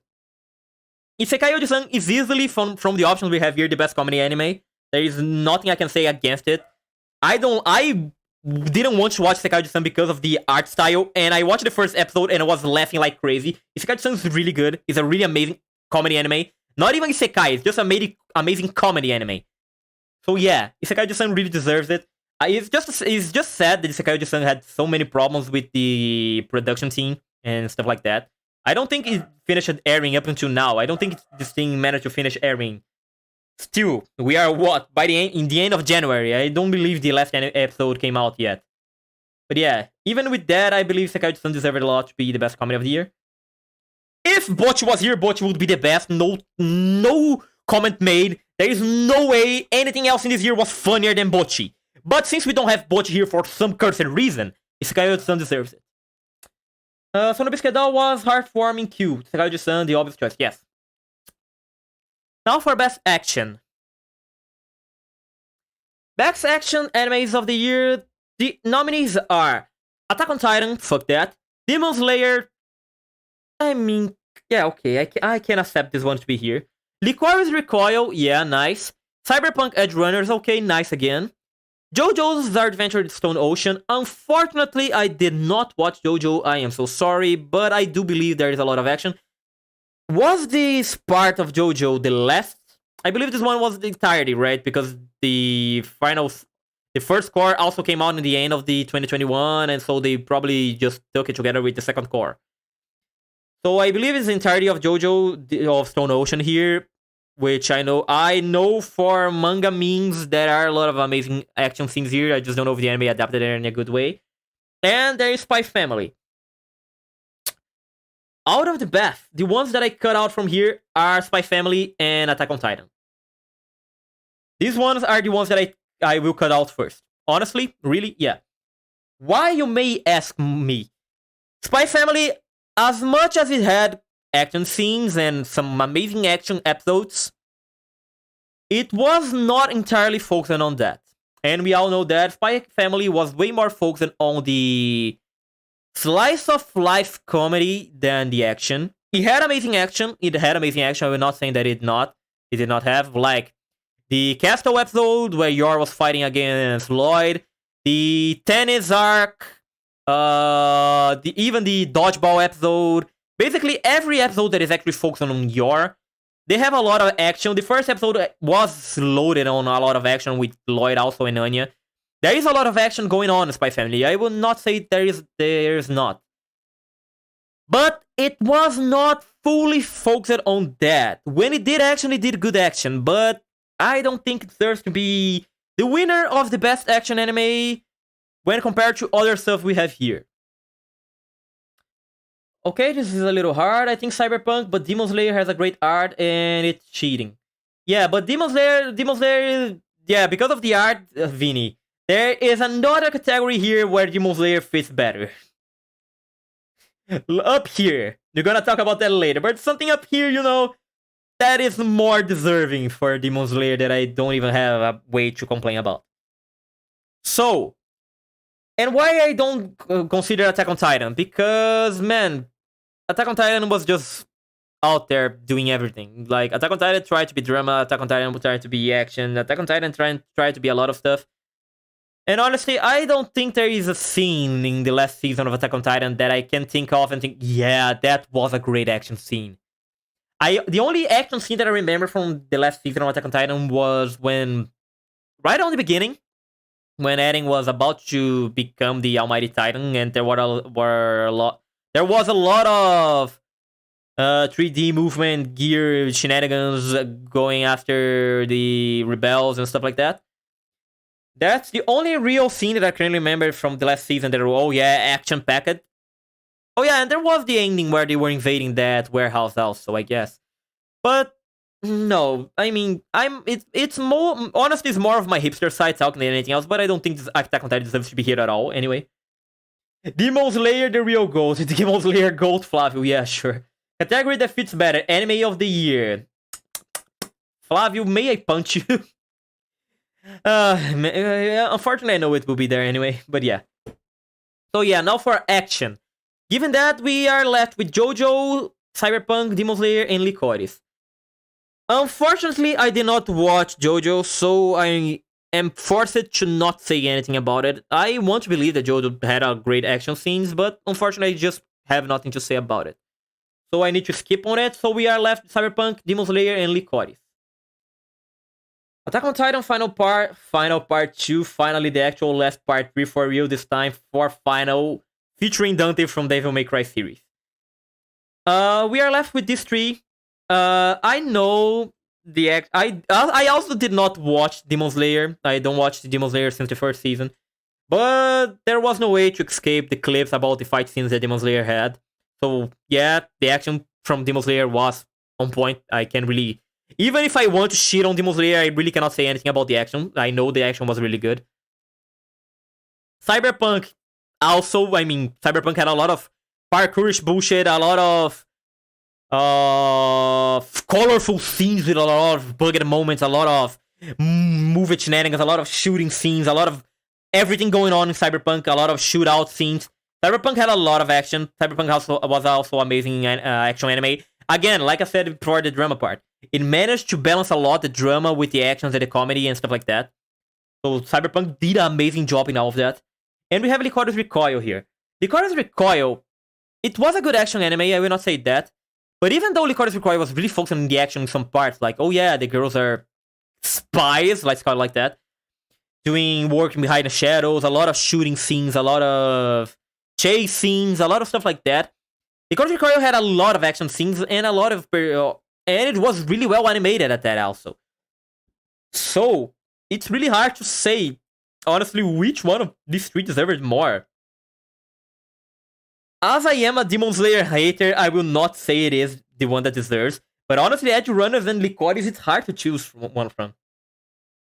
You say Trigger has pulled animation, say more about that. Yeah, I mean, Trigger making animation. We don't need really to talk much other than that. Trigger making animation. But if I want to say someone that deserves to be there as an action anime that was not, obviously Chainsaw Man. I am a kind of a Chainsaw Man hater just because of the fan base and what they did to the Brazilian dub. I hate Chainsaw Man fans thanks to that. The anime was okay. I also honestly didn't see the second coming of Christ like fans made it look like to be. But talking about action, Blue Lock deserved to be there. Blue Lock is the best sports anime that to ever exist. No one will be able to make me think otherwise. Blue Lock is amazing. And its action anime is on point. Other one that deserved to be in there is... Where are you? Not Parip com Mei. I had just seen it when I went up, but I kind of forgot. Sabiku Hibisco. Sabiku Hibisco deserved to be in there also as an action anime, just because of how absurd Sabiku Hibisco was. The animation for Sabiku Hibisco is completely out of the court. It's something that you normally don't see. Just from the absurdity. I think most people saw the clips on Sabiku Hibisco where I think if I type here on YouTube, Sabikui Bisco, the first scene will say a lot about it. Sabikui Bisco, yeah, like this. If we just type into Sabikui Bisco and go here, the first thing it shows me is the hippopotamus. Oh yeah, the worm scene, the giant crab. Can we get a nice scene here just to show?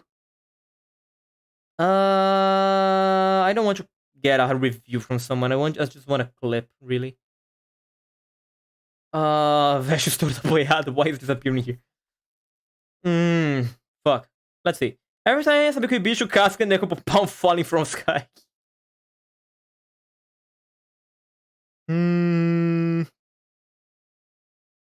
A sheep video? Why the fuck is there a sheep video? Oh yeah, I think this scene here is enough to say anything. Let's move up here. Yeah, the one from the worms. I think everyone saw this clip before. Wait, I think I skipped it. Yeah, here. The one from the worms. I think everyone saw the scene.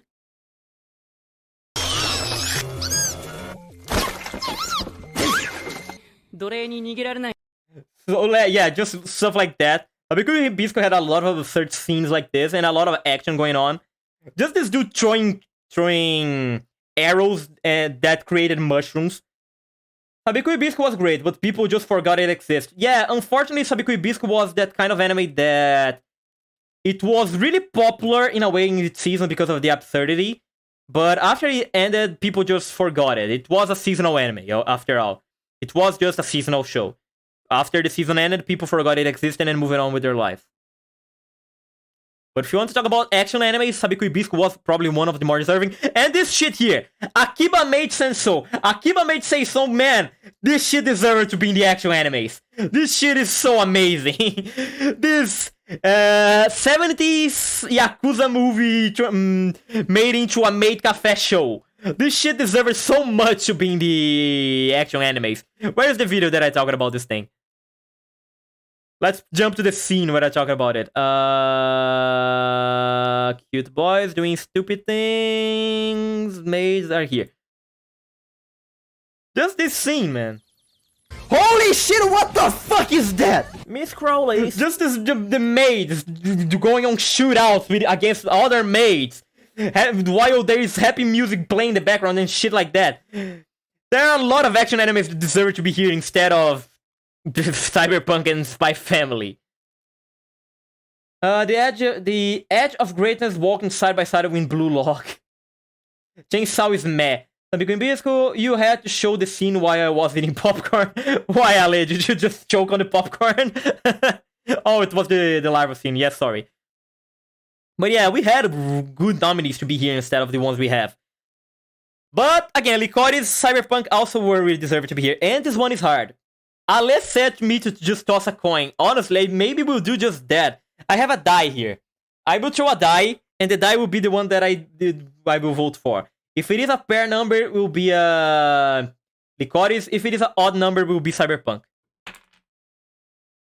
It was 5. So we are voting for Cyberpunk as the action one. Done. Turbo Granny. Now I understand why no one watched this shitty channel. Such a L for no voting for Demon Slayer. Well, I'm sorry about that, man. I'm sorry if my personal opinion offended you in any way, but what can I say? I will vote for Demon Slayer, don't worry about it. There is a part that I will be obliged to vote for Demon Slayer because there will be no way to not vote for it. Okay. Flavin, are you okay? Are you sad because I voted for Cyberpunk 7 Licorice? It was the luck, man. The luck decided. I would vote equally for both of them. But yeah. Must protect at all costs character. That one is new. What the fuck is this? Anya Forger, Kage, Marinki Takawa, Boji, Kotaro, and Shokokomi. Uh-huh. I see. Just a sec. Oh god, I'm almost made him. I almost threw juice all over the keyboard. God. Okay.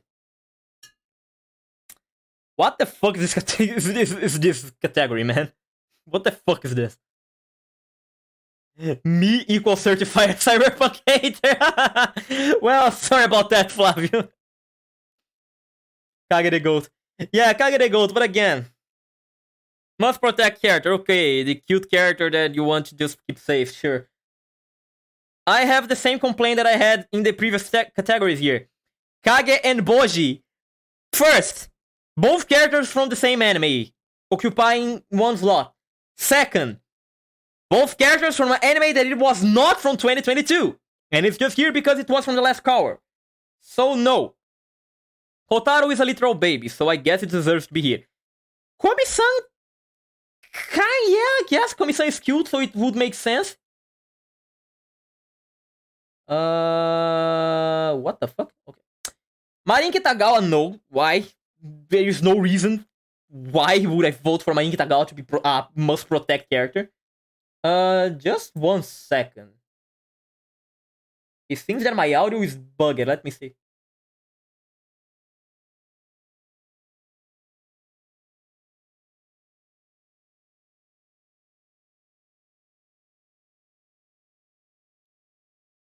Okay, sorry about that. I was just checking because the YouTube deck was saying my audio was weird, so I needed to see on that.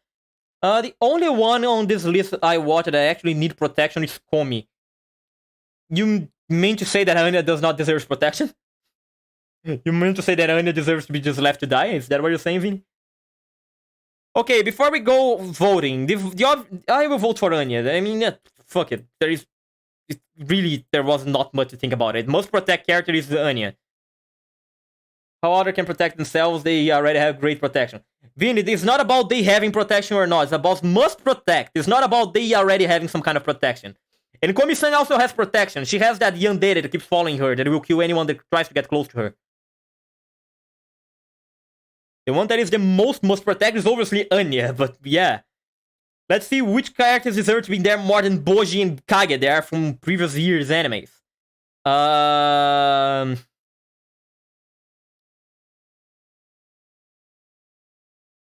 Bochi deserves to be there. Bochi is a must protect character. Who else? Not many people here. I would say Akebi-chan, but Akebi-chan is a slice of life anime. There is nothing else to do here. The maid from this isekai is a must protect character.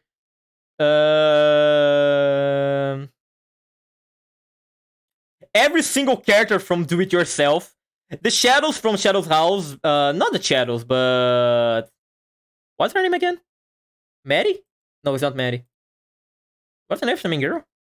Emilico. Emilico deserves is a must protect character also. Daimon, the girl from Daimon is a must protect character. Complete must protect character. This girl deserves only the best in her life. Someone else that I want to point out. Even the Mushikaburi Hime character is a must protect character. The Prima Dolls, some of them are must protect characters. The Tanuki from this thing is a must protect character. Even though she's a funny dweeb. She's a little prick. Even though she's a little prick, she's a must protect character. But yeah, just some examples. We have a lot of must protect characters in this year that could be used here instead of Kage and Bochi that were from previous years. The Yandere is the reason she needs protection. Yeah, but the Yandere is also the one that protects her. And she also has an entire council of Komi-san fan club that will protect her from anyone. So yeah, that's not a reason to say Komi-san needs protection. I would vote for the Aimon girl. Yeah, I would too. No, there's one that I would vote even more than the Aimon girl. Where is she? I forgot to talk about that one. This one, from the Yakuza guy. Kumicho Musumeto Sewagakari. This girl is the most must protect girl from the entire year. God, this girl is so precious. She's easily the cutest girl from the entire year. She's the one that deserves protection the most.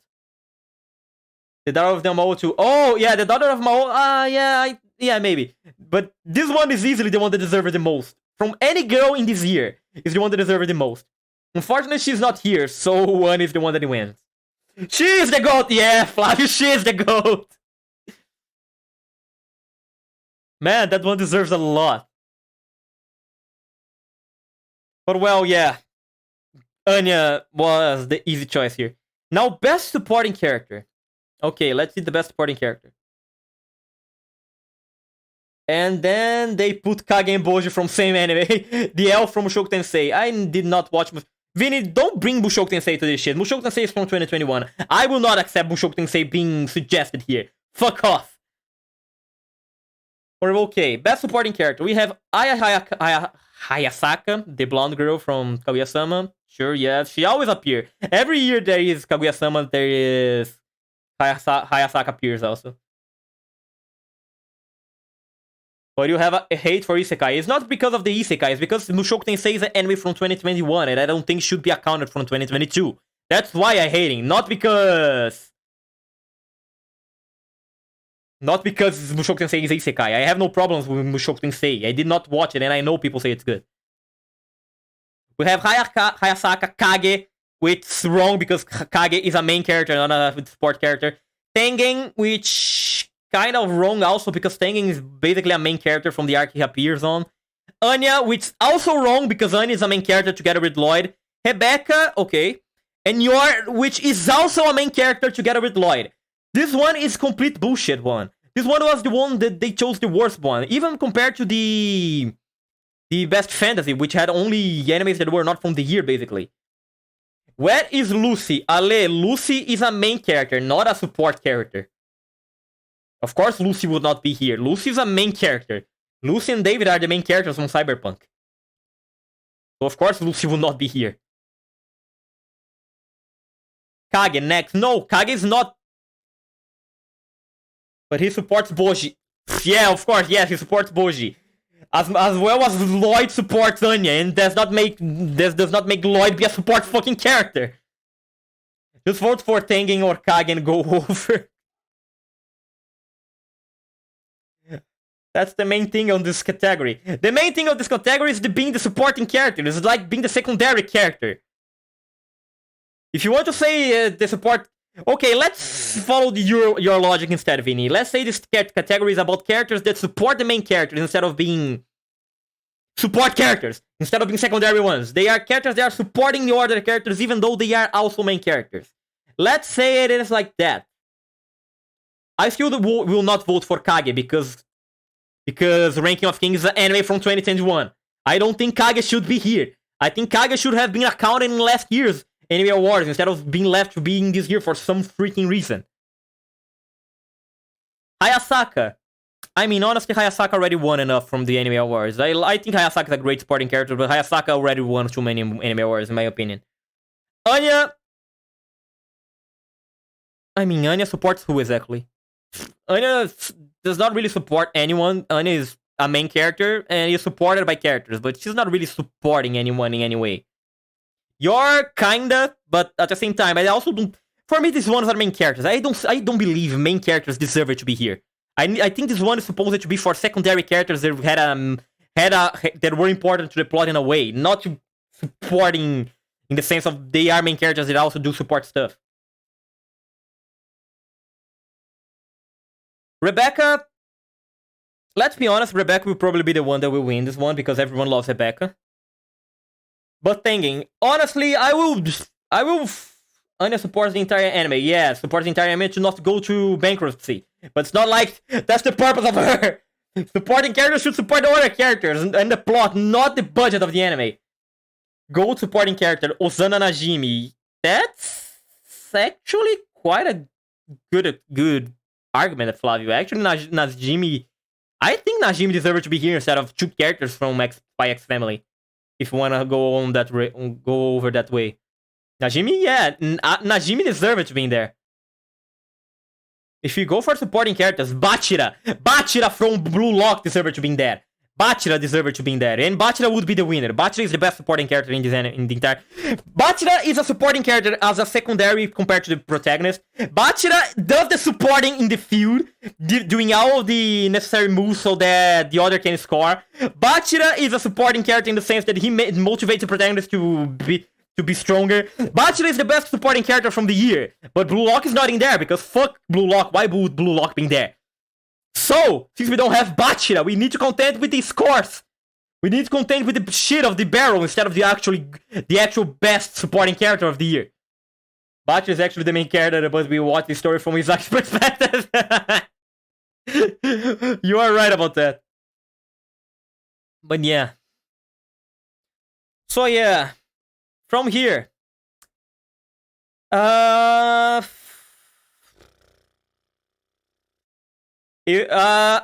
think Rebecca will be the winner. But I will be doing something weird here. I will do an argument in favor to Demon Slayer here. Rebecca is easily the best secondary character of the year in statistical ways. There is no way to contest that. Rebecca is easily the best secondary character of the year. Everyone loves Rebecca. But as someone that supports the protagonist, couldn't she, had stopped David from injecting that armor instead of staring at him for 10 minutes? Just a comment, just a comment. Couldn't she, have done a better support in there, stopping him from making the bad decision?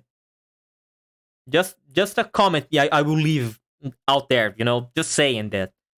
Just saying, not implying on anything, but yeah. On the other hand, Tengen, even though I believe Tengen is more than a main character than anything else, he is the big supporting character from the arc that he appeared on. So, fuck it, I will vote for Tengen. Yes, I voted for Demon Slayer.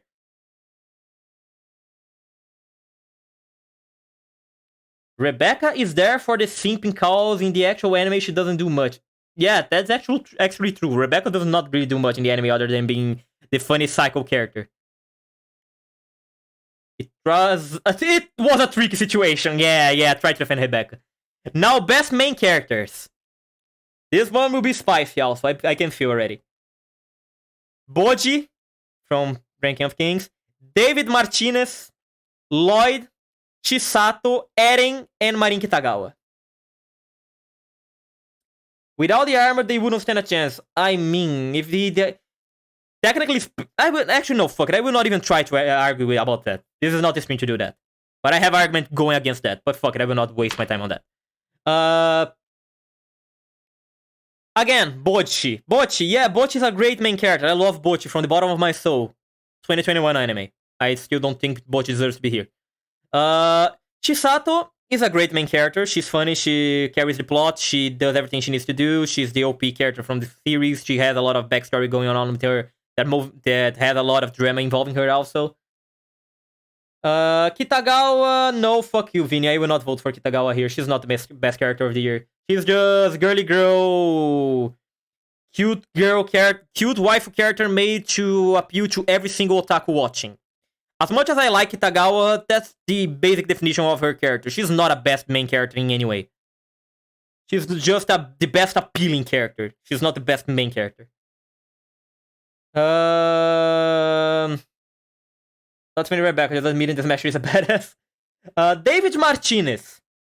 As much as I like David Martinez, meu menino latino, my Latin bro. As some people might know, and from what I talked about Cyberpunk already, I just think David is an idiot. By the end of the story, I think David just made bad decisions. He got overtaken by his ego instead of thinking rationally and learning from the mistakes other people that he knew made before him. So yeah, I don't think David deserves to be the best character. The best main character of the year. Eren, fuck you, you are just a sociopath. There's no way I would vote for you. Accessible Gyaru. Yeah, for an anime character, not for any of us. So my options here would be either Lloyd or Chisato. It is Lloyd for me. Let's go for Dilf. Let's go for Dilf, of course. Before choosing between them, and again, if this was 2021 Anime Awards, I would vote for Bochi. Bochi would be the easy choice. But I just don't feel that it's right to vote for an anime that started in 2021 to be voted in here just because Crunchyroll for some reason decided to not let the fall season be voted in the same year. That's the only reason why I will not vote for Bochi. Tatakai! Ariba, Eren, Tatakai! I love that the anime will come back in March. I will make that Tatakai video that I talked about with some of you before. For main characters, instead of most of the characters here, which ones I would say deserve to be in there more? Honestly, even though I hate on Chainsaw Man, I think Denji deserve it, but fall season, for some reason, they don't use them. I think Nazuna deserved to be in there. I think... No, I don't think Izagi deserved it. Izagi is a piece of shit. No, Izagi did not deserve anything. Let me see who else. Komei or Reiko deserve to be in there. Way more than many characters are in there. Bisco, no, not really. Bisco had a shenanigan by the end of the anime. I would not say Bisco deserved it. Someone else. I think we are good with those options, really. There's not many other characters that I would say, yeah, you deserve to be in there. Maybe the maid from Makiba made sense so just because of the complete destruction of her character she had during the anime. But yeah, not much to say about the main characters. I think some of the best ones were already in there. Some of the other ones are the ones that I mentioned, really. From the ones that did survive here, we have Lloyd and Shisato. A hard choice to me also, really. I think I would go for the Oji-san deserves it so much. Oh yeah, the Oji-san. Yeah, the Oji-san also kind of deserved to be here. Out of Lloyd and Shisato, considering them a main character, the one that I think deserves the most is Chisato. And why? It's not because Hahaku cute waifu. It's because Chisato is more of a main character in her anime than Lloyd is on his. Lloyd is the main character of Spy Family. Yes, of course Lloyd is. But Lloyd is a main character together with other two characters. Lloyd is a main character together with Anya and together with Yor. For Chisato, she's a main character together with her lesbian friend. That is not really lesbian, but people always love to ship them, so yeah. Chisato is the main character together with Makima, I think. Her name is Takina. So it's a ratio thing, really. Chisato needs to be the main character together with only another character. She carries the show together with a second character. Lloyd is the main character, but at the same time, Lloyd can leave the main character act to be both for Anya and Yor also. So I feel like in looking at the I just said the word and I forgot how to say. The ratios here, looking at the percentage of them all, I think Chisato deserves more than Lloyd to be the best main character of the year. Not saying that Lloyd was a bad main character. Lloyd was a great main character. But I just think, And also, let's be real. The one that will win this thing most likely will be Lloyd.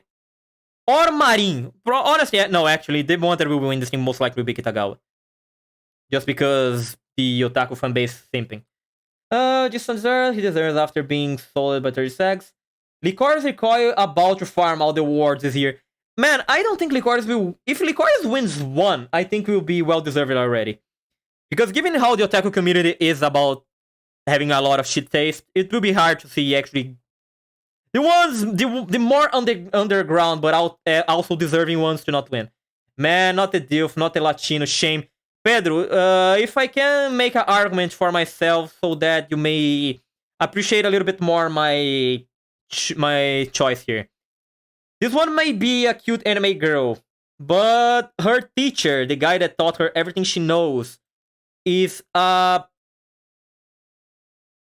black, gay man that owns a cafe and uses a sniper and has deep voices and is really hot. Does that make you be a little bit happier with my choice, Pedro? Meaning that I choose the adoptive daughter of this piece of a man?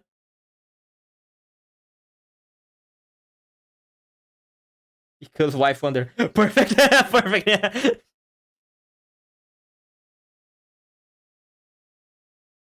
I hope this was enough to make you feel a little bit less sad with my choice. Based, yeah, I was expecting to see that. And I didn't even exaggerate. The entire plot of Mika is that actually... There was a scene on Licorice Recoil that one of the new girl thought, oh, Sensei must be seeing that lady there. He's going to on a date. But wait, I don't know what, something. And she started to go, wait, he went on a date with a girl? Yeah. Oh, there is nothing going on. Why not? Oh, she doesn't cut for that side. Compressive, have a nice day. Okay, I voted here. Let's go for the next one. Best direction. This thing is something that I don't think 99% of the weebs that are voting actually understand what they are voting for. Best director. Best director, we have Haruo Sotozaki for Ufotable, of course, for Kimetsu no Yaiba. Kazuhiro Furuhashi for Spy Family. Yosuke Hata for Ranking of Kings. Hiroyuki Imaishi for Cyberpunk.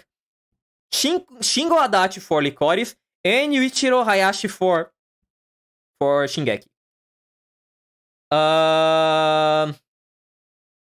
So, we are choosing between the guy that made the last episode of the first season be a complete filler that is not really a filler, but completely unnecessary episode out of nowhere. The guy that managed to make the series extend the final season for 6 seasons.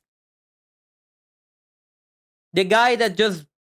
No, okay. The guy that managed to control their staff to make an amazing animation out of red and ugly manga. Honestly, I don't think the Demon Slayer manga is really beautiful. A guy that managed to make a story to make people actually want to go play Cyberpunk again. A guy that made the original anime that is concurring for many categories that has a lot of amazing action and drama. And the guy that made the manga of Ranking of Kings become something also. Again, I will not vote for Ranking of Kings because 2021 anime. And obviously, I don't think the Mappa deserve that Shingeki is even remotely deserving to be here. Spy Family, the dude did a lot of great job, but he really screwed up by the end of the first season.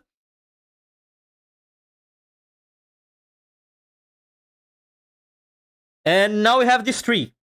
From these three, the best director, honestly, I think it will be the one from Cyberpunk. I know Licorice deserves a lot, even because Licorice is our original anime, so there's a lot of credit going on into that. But Cyberpunk is also our original anime. It was based on our existing series, and it took place in the same world that the game takes place on. But the director did an amazing job on reusing stuff from the game, did an amazing job making a lot of reference from the existing world, the existing story, made an amazing job just making people feel interested in going play the game after the game was done. I'm sorry, Flavio, I know you hate Cyberpunk, but the director did a good job. There is nothing I can say. For Licorice, the director also did an amazing job. But overall, I think the one from Cyberpunk deserves it a little bit more. I'm sorry, Flavio. I am so sorry. I think for this one, the Cyberpunk one, I actually deserve it. I'm sorry. Well, now this one, oh god, let's see fire coming out. Best anime song. I fear what I'm gonna see here. Best anime song of 2022. Chiki Chiki Bang Bang. Jang Jang, ah Chiki Chiki Bang Bang, ah Chiki Chiki Jang Jang, ah Chiki Chiki Chiki Bang Bang. Teko no Takushimo. Okay, sorry. Non-fiction from Kaguya-sama. Non-fiction? Which one is non-fiction? Non-fiction is the opening. I don't remember the name. Let me see here real quick here. Non-fiction. For me, non-fiction is a... Yeah, for me, non-fiction is a Hololive song, not a Kaguya-sama song. My non-fiction. Oh, okay, this one. The ending that was from the rap episode for... I forgot his name. Shirogane. Yeah, this one. Okay, yeah, this song was good, okay, but it's a one episode song, so fuck you, no. Get out of here. Uta will get the vote. I bet a bottle cap on this. What? What are you talking about? What? I don't know what you're talking about. The other options here. The Rumbling from Mappa. Honestly, I might not like Shingeki. I really will find any opportunity I have to hate on Shingeki. But I do think The Rumbling was a good song. Especially for the season. I feel like it fitted a lot with the anime. Comedy. Wait, which one is comedy? Is the ending from the first season? I don't remember. I think it's the ending from the first season, right? Spy Family comedy. Yeah, it's the ending from the first season. Honestly, this ending was quite lit. This ending was really fire. But I think first, it's not even the best music from Spy Family. I think the second opening and the first opening are better than this one. I love this ending. Yeah, this is the thing. This ending is good, but it's just not the best song of the anime. But every song from Spy Family is good. There is not a single song from Spy Family that I can say is bad. Comedy is gold. Yeah, comedy is gold because there's a lot of emotion also because of the... Not even the lyrics, but the animation from the ending. There's a lot of stuff going on in comedy that makes it even more deserving of a title than some other stuff. But comedy is a really good, but unfortunately it's just not English. It's not on par with some of the other stuff here. It would help if the video with the nominees played as part of the song. Honestly, it would, right? It really would. The other one is Shall We Dance from Shadow's House. So listen to me here. Shall We Dance is an absolute fire song. This song is lit. It's hard. It hits hard, man. I will get a couple seconds here just to show. Shall we dance? Odorimashou. Okay, here. Let me jump to here, or YouTube will strike me. But yeah, this song is great, just amazing, really. It's just an amazing song. But then again, and then we have New Genesis, Uta from One Piece Film Red.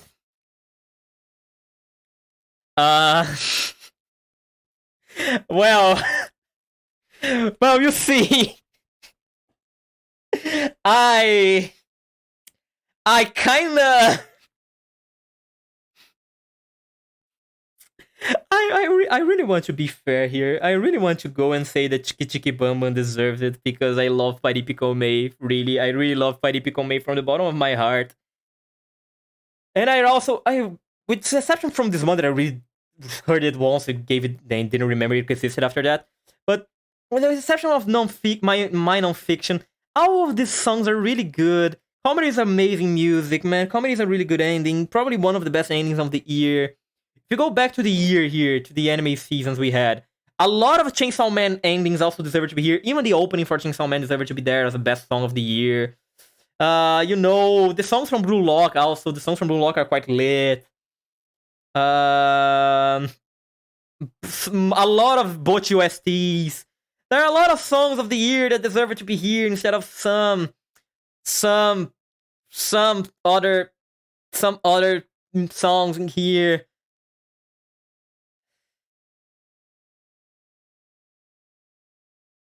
Ado, man. Is Ado singing. Shinji Dai is the best song. Shinji Dai is easily the best song of all of these, and it's not even the best song from the movie. Thought Music is the best song of the movie. New Genesis is not even the best song from One Piece Red, and it's already better than every other song here. I cannot say anything, man. I can't. Or the Agiota will get my kneecaps. I need my bottle cap, or the Agiota will get my kneecaps. The one that I would vote if Ado was not participating here, if One Piece Red was not a part of this voting section here, I would probably vote for Chiki Chiki Bang Bang. But actually no, honestly, from all of these, if Ado was not here, if Uta was not here, I would vote for comedy. Because as much as I love Chiki Chiki Bang Bang, and as much as this was the best opening of the season, it was not an original song from the anime. It's a song that got covered for the anime, like the ending. So even though it's an amazing song, I feel like the one that was made for the anime deserves a little bit more. But yeah, Shinji Dai is the best by far out of everything here. If we could add all of the 6 options here could be One Piece Red songs. and it would be hard to choose unless Thought Musical was one of them, because Thought Music is the best one. But yeah, Agiota Loan Shark. But his name is Agiota. The name of the loan shark is Agiota, Le. Come on. Just like Slickback. Okay, now that we got this one out of the way, I'm sorry for everyone that did not watch One Piece Red, but I'm sorry, but it's Ado singing. Ado singing is the best thing we can get in the planet. If you didn't hear Shinji Dai, you should probably go hear Shinji Dai, and you will know why Shinji Dai is better than comedy and not everything else here. Because it's Ado singing. Ado is the best singer in Japan, in my opinion. And probably in the planet. Well, best film. Let's go! Best film! Oh god, this would be a piece of shit. Bubble by Wit Studio. Inuo by Saya Saru. One Piece Film Red. Dragon Ball Super Superhero. Jujutsu Kaisen Zero and The Deer King. Aimer. I'm sorry, I love Aimer also, Flavio, but Ado. I will type, how can I show this? I will type in chat. I will type in chat for you to understand.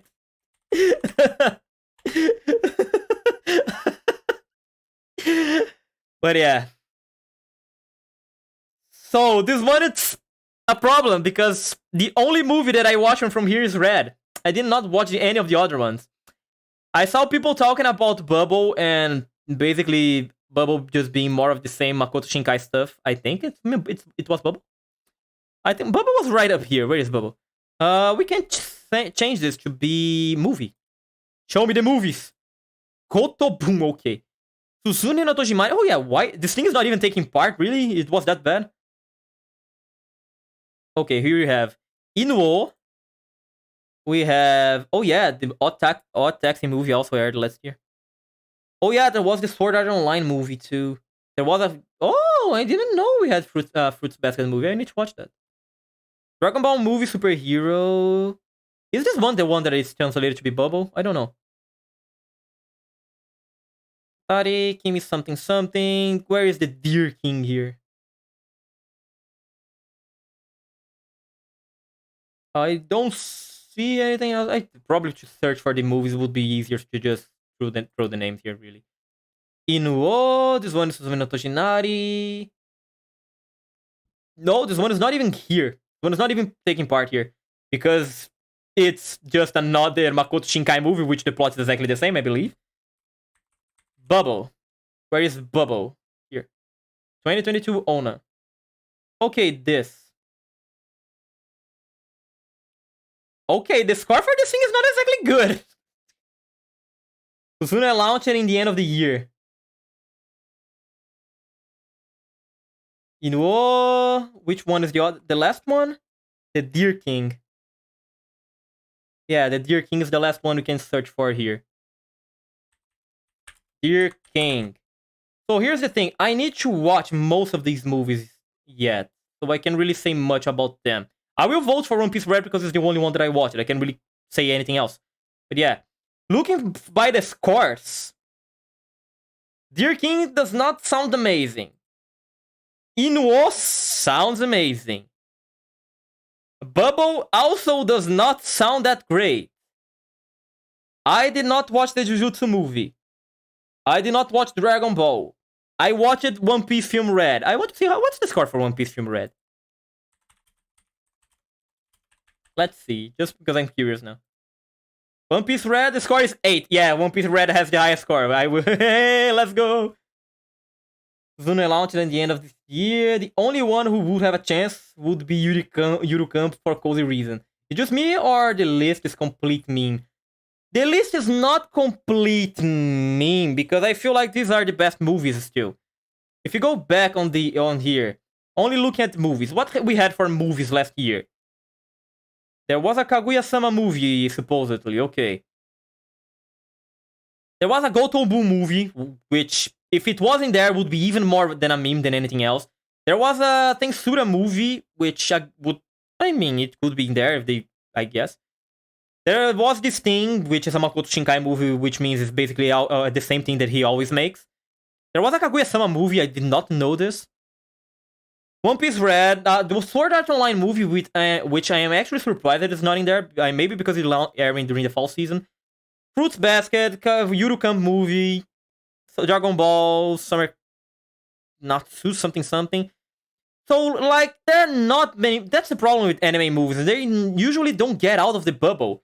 So, not many people know them to say, oh, yeah, this one is better than X and Y. Otaku, since I gave it a conclusion. No, man, Otaku does not deserve to be a best movie of the year, and you know that. The Otaku movie was a recollection of the anime during most of it. You are aware that that thing does not deserve to be the best movie of a year. So yeah, I will vote for One Piece Red because One Piece Red is the only one that I watched. But yeah, I don't know anything about the other movies, so I can really give my thoughts on that. Let's just go to the next one. Best Score, which means basically best soundtrack. No Name for the soundtrack for Spy Family. Akira Yamaoka for Cyberpunk. Hiroyuki Sawano for Mappa for Shingeki. Yuki Kajiura for what's the name of that shit? Demon Slayer. Genki Hyoka for Hifumi Inc. And Kevin Bacon.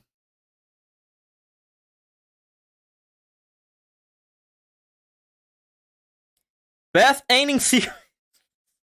I'm sorry, guys. I again. The OSTs for Cyberpunk were lit. No Name made good songs for Spy Family. Hiroyuki Sawano is the best composer in Japan. Genki Hyoka made amazing scores for Paripko Mei. Paripko Mei has probably one of the best OSTs of the year. But when you have Kevin Bacon, the others are not really that much of a competitors. The others are not that big of a competition for him. It's Kevin Bacon. Like, what I need to say is Kevin Bacon. There is no need to say anything else. The only one that I believe is on par with Kevin Bacon here is Hiroyuki Sawano, but Kevin Bacon. I said Hiroyuki Sawano is probably the best composer in Japan. Kevin Bacon is Australian. Kevin Bacon is better than Hiroyuki Sawano most of the time. At least for me. So yeah, not much to say. Best ending. Okay, now we can throw fire again. Oh, look at the boy appearing here once again. Akuma no Ko for Shingeki. Okay, yeah, the music's good. I will not say the music's bad. Comedy, once again. Koi no Yukue. Why? Honestly, why? Koshaberi Biori, which I think is the second ending, is from the second season of Komi-san, not the first. My Heart Has Surrendered. Shit ending, fuck that. Why is here? And Yofukashi no Ta. From Yofukashi no Ta. My Heart Has Surrendered. No. I hate every single Kaguya ending. I don't understand why he's here. I hate every single Kaguya ending. I don't think they are good compared to the opening, especially. Koi no Yokue is just here because of the hype. Like, the ending is not amazing. The ending song is pretty meh. The only thing that is really good on the ending is the animation. It's so random, this ending from Sonobisuke being here. Yeah, it's just because of the hype. There is no reason for this ending to be here. Akuma no Ko is genuinely a good ending. Koshaberi Biori is a good ending. I actually quite enjoy this ending. It's a really good ending. Comedy, we are already talking about comedy. And instead of Sonobisuke Doll, let's go back to anime real quick here. Because there are a lot of Chainsaw Man endings deserve to be there. Back in the back rooms, which I think is the fourth ending from Chainsaw Man, is probably the best ending of last year. Honestly, in the back rooms is probably the best ending of last year. Talking only about the music, but yeah, because it was from the fall season, it's not there. Let's see who else I can say anything. The ending for Overlord was also quite lit. The ending for the new season of Bleach was really good. The endings from Bocchi were really good. Someone else. I personally really like the ending from Data Live, but that's just me. That's the thing, is because of endings, right? Endings is not something that people really remember a lot unless the ending is really good. So yeah, for the other ones, oh yeah, Shadow's House also deserve it because the ending for Shadow's House was made by Clarice, and it was a really good ending. The Aimon, the ending from the Aimon was also really good. We had a lot of good endings in the last year. But the thing is, because they are endings, most people don't really remember them. Even Jashin Chang's ending, Prima Doll, many of the endings. Prima Doll had, what, 5 different endings, I think. All of the endings from Prima Doll were quite good. But yeah, just saying, we had a lot of good endings here. Vanitas Overlord. I don't remember the ending for Vanitas. But yeah, out of these options, this thing should not be here. This thing is just here for hype reasons. The only thing good for this one is the animation of the ending. The song is meh. The song, it is definitely a song ever made for an ending. Akuma no Ko is good. I will not deny that. Kosha Keberiori Kim is also really good. This thing is the only, again, just the animation is good. I don't like these songs for Kaguya-sama endings. None. I don't like any song for Kaguya-sama ending. Comedy, we talked about comedy, is fantastic. Now what I want to do, I want to go exclusively for music reasons, or do I want to consider the animation and the art for the endings also? Do I want to go for what? What you guys think? If I was doing this by myself without thinking much, I would go only for song. I would go entirely for the song. And if I had to choose a song out of all of these, Yofukashi no Ta will be the easy winner. Creepy Nuts is one of my favorite Japanese bands. I love Creepy Nuts. This one is easier, one of my best choices. The best ending, so we should go for everything. We should consider more than just this song. Okay. So in that case, as much as I love Yofukashi no Ta, I need to take into account that Yofukashi no Ta is a song that Creepy Nuts made back in 2017. That it was used for the ending for Yofukashi no Ta because the names matched. And because Creepy Nuts was also hired to make all of the OSTs for Yofukashi no Ta. So, as much as I love Yofukashi no Ta as a song, and the anime by itself, and the ending overall, as the song was made 5 years prior to the anime, and as the ending sequence is just basically a slideshow with a lot of hot scenes for Nazuna, but anyways, basically just a slideshow, I will not vote for Yofukashi no Ta. Kinda sad, I love Yofukashi no Ta, the song, the anime, and Creepy Nuts as a band, but unfortunately, if you take that into consideration, I will not vote for Yofukashi no Ta. You can vote for either of them, both are goats. Yeah, both are goats. Which leaves me, if we take into account all of the technical details, leaves me with Koshaberi Byori and Comedy. Akuma no Ko is a good song, but I don't think the ending sequence is that amazing compared to these two.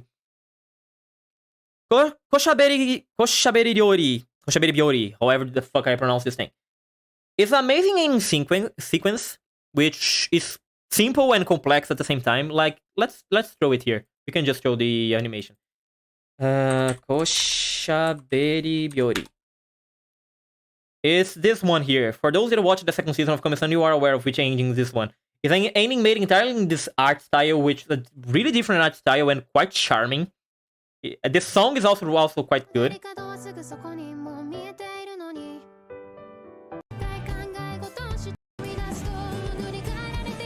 Yeah, like, the song is really good also. The animation is quite unique. I like the animation. I like how they show all of the side characters from Komi-san appearing in this ending. It's a really good ending. It's a really fantastic ending. I cannot say this ending is bad by any means. This ending is really good. But,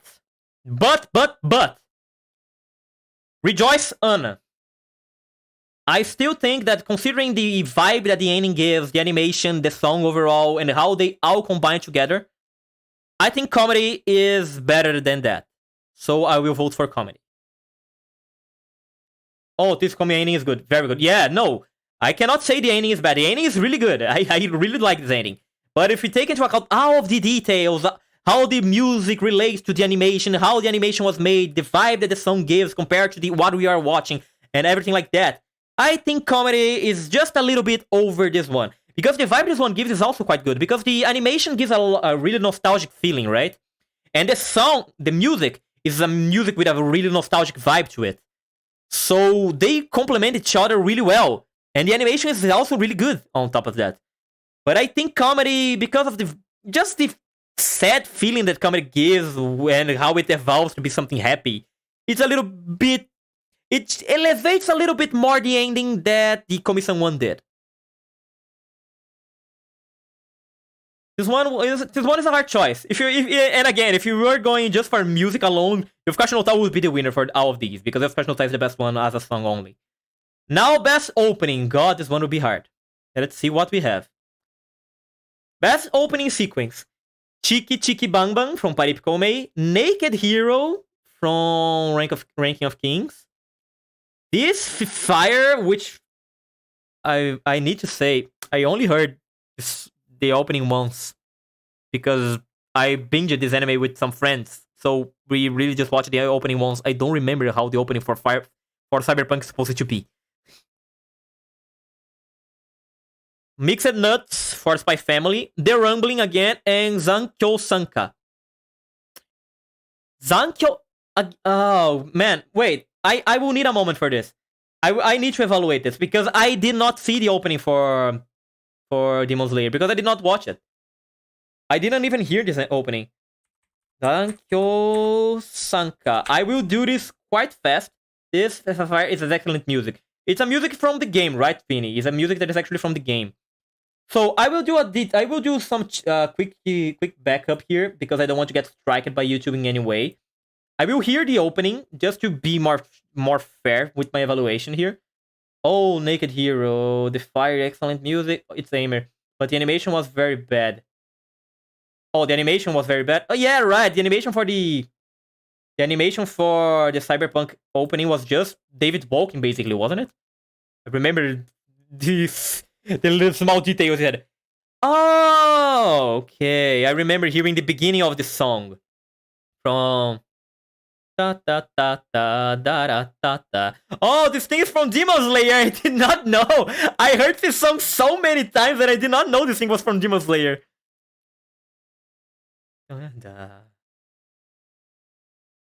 Okay. I remember from Burnout 3. Man,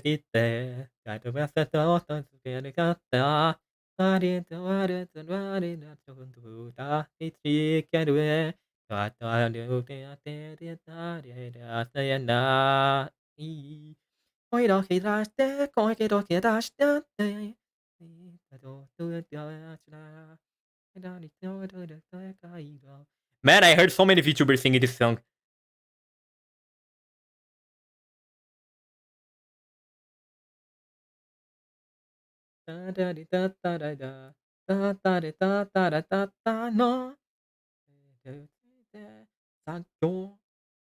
Okay. Fine. Okay, I did my research now. Let's go back. You guys can go back to hearing the background, and we can go back to here. Just send here, right? Okay, I heard Zankyo Sanka. I already knew the song. I just did not know it was from Demon Slayer. Haha, the who has. Fine. We are evaluating again, following the animation also, and not just the song. If I had to choose only the song, only the music, I probably would choose Zankyo Sanka. I would probably choose Zankyo Sanka. That or Naked Hero. But I will go back again in what I already said. Anime from 2021. This one, actually fine. This one I can cut a slack. Because Naked Hero really just... It was an opening that only occurred during 2022. Because it was during the second cover. So, yeah, sure. I can give a blind eye to that. But first, and this one will be the first one that I will eliminate, will be the Cyberpunk one. Fuck this one. The second one that I will eliminate, and this might sound weird, will be Mixed Nuts. I like Mixed Nuts, don't get me wrong, I like Mixed Nuts. But compared to the rest of these ones, I don't think Mixed Nuts deserve to be here. I think instead of Mixed Nuts, we should have had the Yofukashi no Ta opening. Because the Yofukashi no Ta opening was actually made this year for the anime, so it deserved better. Blue Lock's opening was also good, but man, best of the year, no. The Mob opening, the Mob third opening deserved to be there. Bleach opening deserved to be in there. Bleach opening easily deserved to be in there. Somewhat else. Let's see. Yurusei Yatsura deserved it. The opening for Yurusei Yatsura deserved to be in there. The opening for Yurusei Yatsura is such a gem. It's such a vibing song. It's so nice. Fits a lot with the anime also. The opening for the maid anime because it's so bullshitted. Something else that I would like to say.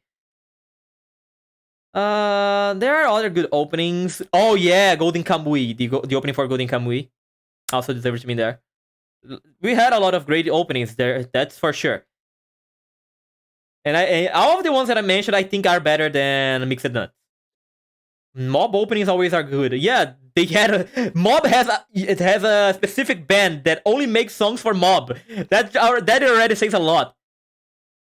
Bleach OP is good and Bleach is nostalgic. But yeah, but if not even taking into consideration the nostalgia, the opening by itself was really good just because it had all of that more dark vibe for that the 100 Years Blood War arc wants to show that Kubo wanted to have in the anime.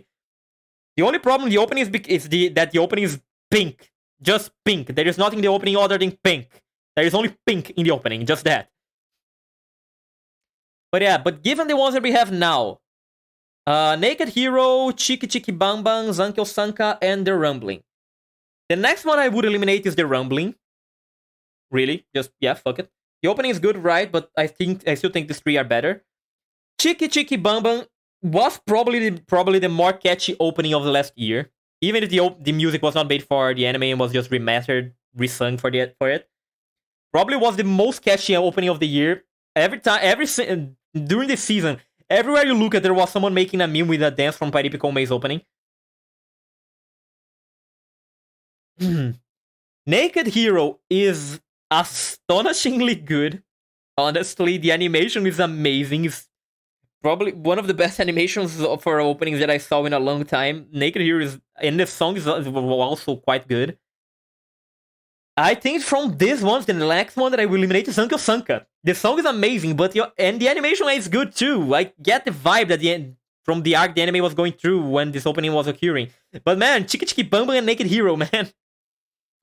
Vote Mixed Nuts, or I will be the one mixing your nuts. Okay, and come here and grab my nuts then, because I will not be voting for Mixed Nuts.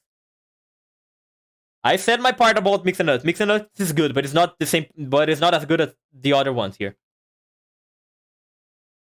Naked Hero is the pick. Man, I'm having a hard choice between Chiki Chiki Bang Bang and Naked Hero, really. Between these two, it's hard to choose. I want to vote just once for Paripi Komei. I love Paripi Komei so much, and I didn't vote for it a single time so far. But Naked Hero. Do I want to vote for the music that was not made for the anime, or for the anime that was not from the year? Which one I will vote for? The indecision. I don't know.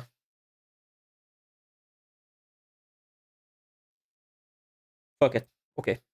I'm sorry, little one, but it had to be done. I'm sorry, little one. I'm sorry, little one. I had to be done. Fine. This one hurts for me, okay? I feel pain after this one. Best continuing series. Let's go for something that is easier to choose. Best continuing series. We have Attack on Titan, JoJo, Made in Abyss, Demon Slayer, Kaguya-sama, and One Piece. I feel offended just by One Piece being here. Like, fuck, One Piece will always appear. And yes, of course, it was the Anno arc, but man, One Piece should not be here. We all know that. Out of all of these now, Attack on Titan obviously is not the best one. I'm sorry, Silas. It was a hard choice to me too, Silas. It was a tough choice. I'm so sorry, Silas. I don't know how to. I didn't even notice that One Piece wasn't there. Yeah, right. But yeah, I cannot vote for JoJo because I didn't watch JoJo. Made in Abyss, Demon Slayer, and Kaguya-sama. Demon Slayer, bye, no. Kaguya-sama and Made in Abyss. From these two, The one I like the most is Made in Abyss. I don't know how to say which one of these was the most hyped also. I wanted to see both. But honestly, yeah. The one that I had more interest in watching was Made in Abyss. And overall, I think Made in Abyss is a better anime than Kaguya-sama. You can crucify me for that, but I think overall Made in Abyss is a better anime than Kaguya-sama. Kaguya-sama is amazing, but Made in Abyss is still better for me. But I need to make an argument in favor to Kaguya-sama. To watch the season of Made in Abyss, as much of a good season as it is,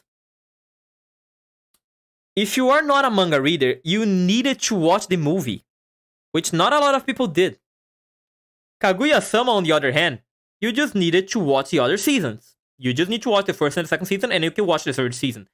Made in Abyss, you are forced to watch a movie that not many people had access to, if you are not a manga reader. I think I should take that into account. I would say One Piece, but since it's so close from manga, it's enrolando in a little tired of the anime. I don't think that One Piece deserves to be here because One Piece is rolling for the past 20 years. Like, why would I vote for One Piece? So given that, I think that I actually will vote for Kaguya.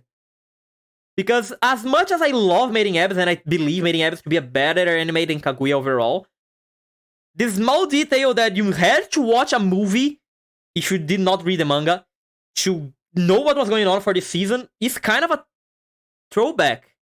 Because not many people have access to the movie compared to how many people have access to the second season of Kaguya-sama. So why you need to vote for Kaguya-sama here? Even I already voted a lot for Made in Abyss today already, so I don't feel shame for voting for Kaguya-sama at least here. I still like Kaguya-sama. Kaguya-sama is still one of my favorite animes. Well, okay, not my favorite, but probably one of the best rom-coms that I watched. But just to think, which other second season could be here instead of the ones that were? Let's think. Mob! Right out of the get-go, Mob! But no! Fall season cannot be in there. Mob is easily the best second season, best sequence, best continuing series from last year. Mob is easily the best one. Unfortunately, they cannot have Mob in there, but if Mob was in there, it was not even a contest. Mob would be the easy winner. I would even argue that Danmachi also deserved to be in there because the fourth season of Danmachi is the first season that it is actually good. The first and the second are, yeah, they exist. The third one was interesting. The fourth season is the first season from Danmachi. This is actually good. Deserves to be there just for that, if I must be honest. And I don't think many other second seasons deserve to be that honest. Yeah, no, yeah, basically that. I would say precisely because it's running for the last 20 years, One Piece should be voted. Yeah, Vinny, shut the fuck up. Your opinion is garbage, really. Rate a girlfriend. Oh yeah, rate a girlfriend. Yeah, thank God it was not even here. That's actually a surprise. It's called consistency. Yeah, it's also called the fact that the manga just taking way too long. It's not call it consistency. It's called the manga is gigantic. There's nothing to do with being consistent. Next one, best new series. Okay, let's see what kind of bullshit will be here.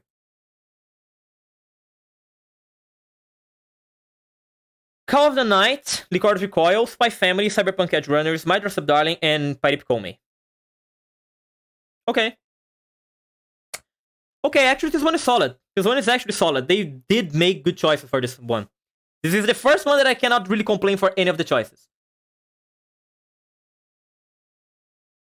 The one that I would say the most that I think does not deserve to be here is My Dress Up Darling. Because even though it was a great anime overall and bullshit like that, it was a seasonal anime about waifu material that would make every single otaku go crazy over compared to the others here.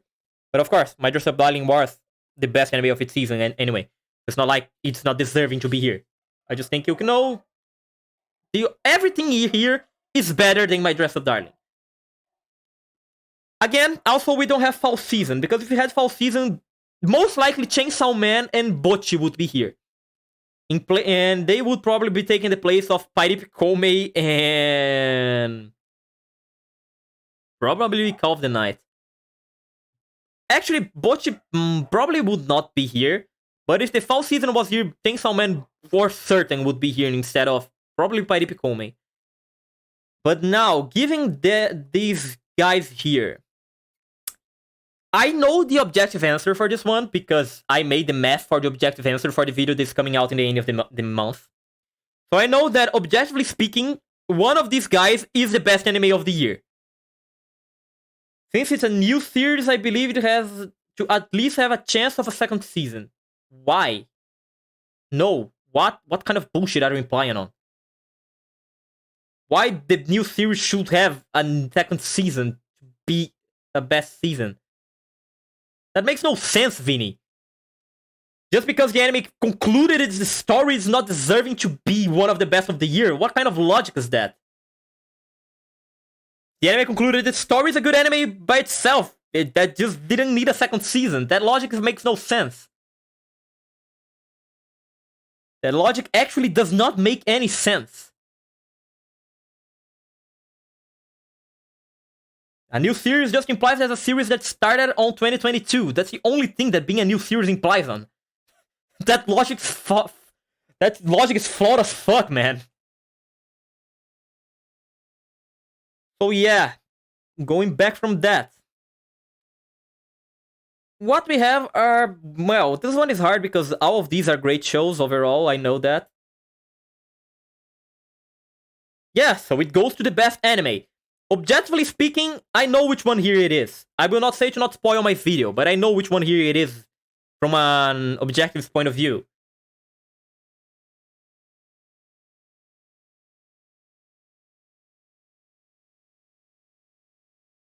But yeah, I will go for an entirely personal opinion here.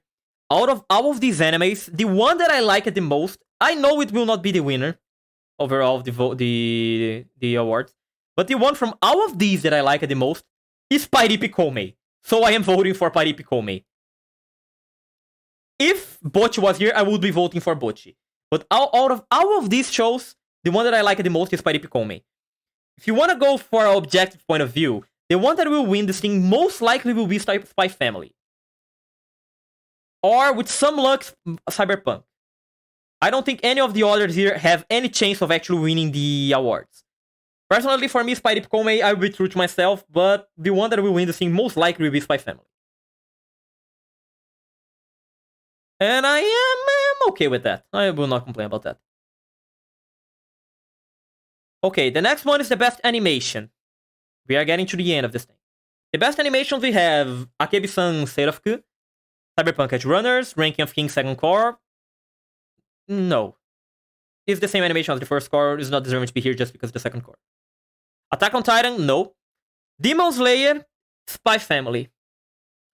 As much as I want to go out of my way to simp for Akebi-chan, because I even made a video just talking about how amazing the Akebi-chan art is, I want to be that guy. We all know that the winner for this one will be Demon Slayer. Everyone knows that. There is nothing that we can say. The art for Demon Slayer is the best animation for the animation for Demon Slayer is the best animation of the last year. Even if we try to take into consideration the underground stuff, we know that Demon Slayer will be the winner for this one. And it's deserved. It's basically the one thing that Demon Slayer knows how to do well. Why Cyberpunk is here? What? You don't think that Cyberpunk animation is good? The Cyberpunk animation is really good. What are we talking about? Very good night, my friend. Very good night, Mare. But yeah, I will vote. So, the objective answer here is Demon Slayer. We all know that. I will vote for Akebi-chan just because I love Akebi-chan and I want to give my vote for this thing because I know no one else will be voting for Akebi-chan other than me. I know no one else will vote for Akebi-chan. I will say, no, Akebi-chan is my goat. I love Akebi-chan. I made a video about Akebi-chan. I will vote for Akebi-chan. I know Akebi-chan is not the winner. I know Akebi-chan is not, in an objective way, is not the best one also. I know Demon Slayer is the best one overall in every possible way to look at. This one is just a biased opinion. Like it was down here for the best series. I know the best series will not be Paripi Kome, but it's the one that I like it the best, so I will vote for Paripi Kome. I voted for Paripi Kome. A lot of pollution.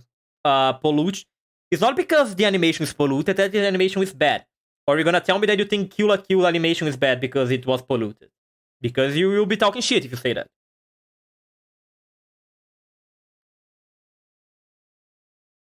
Now, best character design. This one will be interesting. What do we have here? Akira Matsushita for this thing. Okay, we consider for Demon Slayer, Ranking of Kings, Spy Family, My Dress Up Darling, JoJo, and Cyberpunk.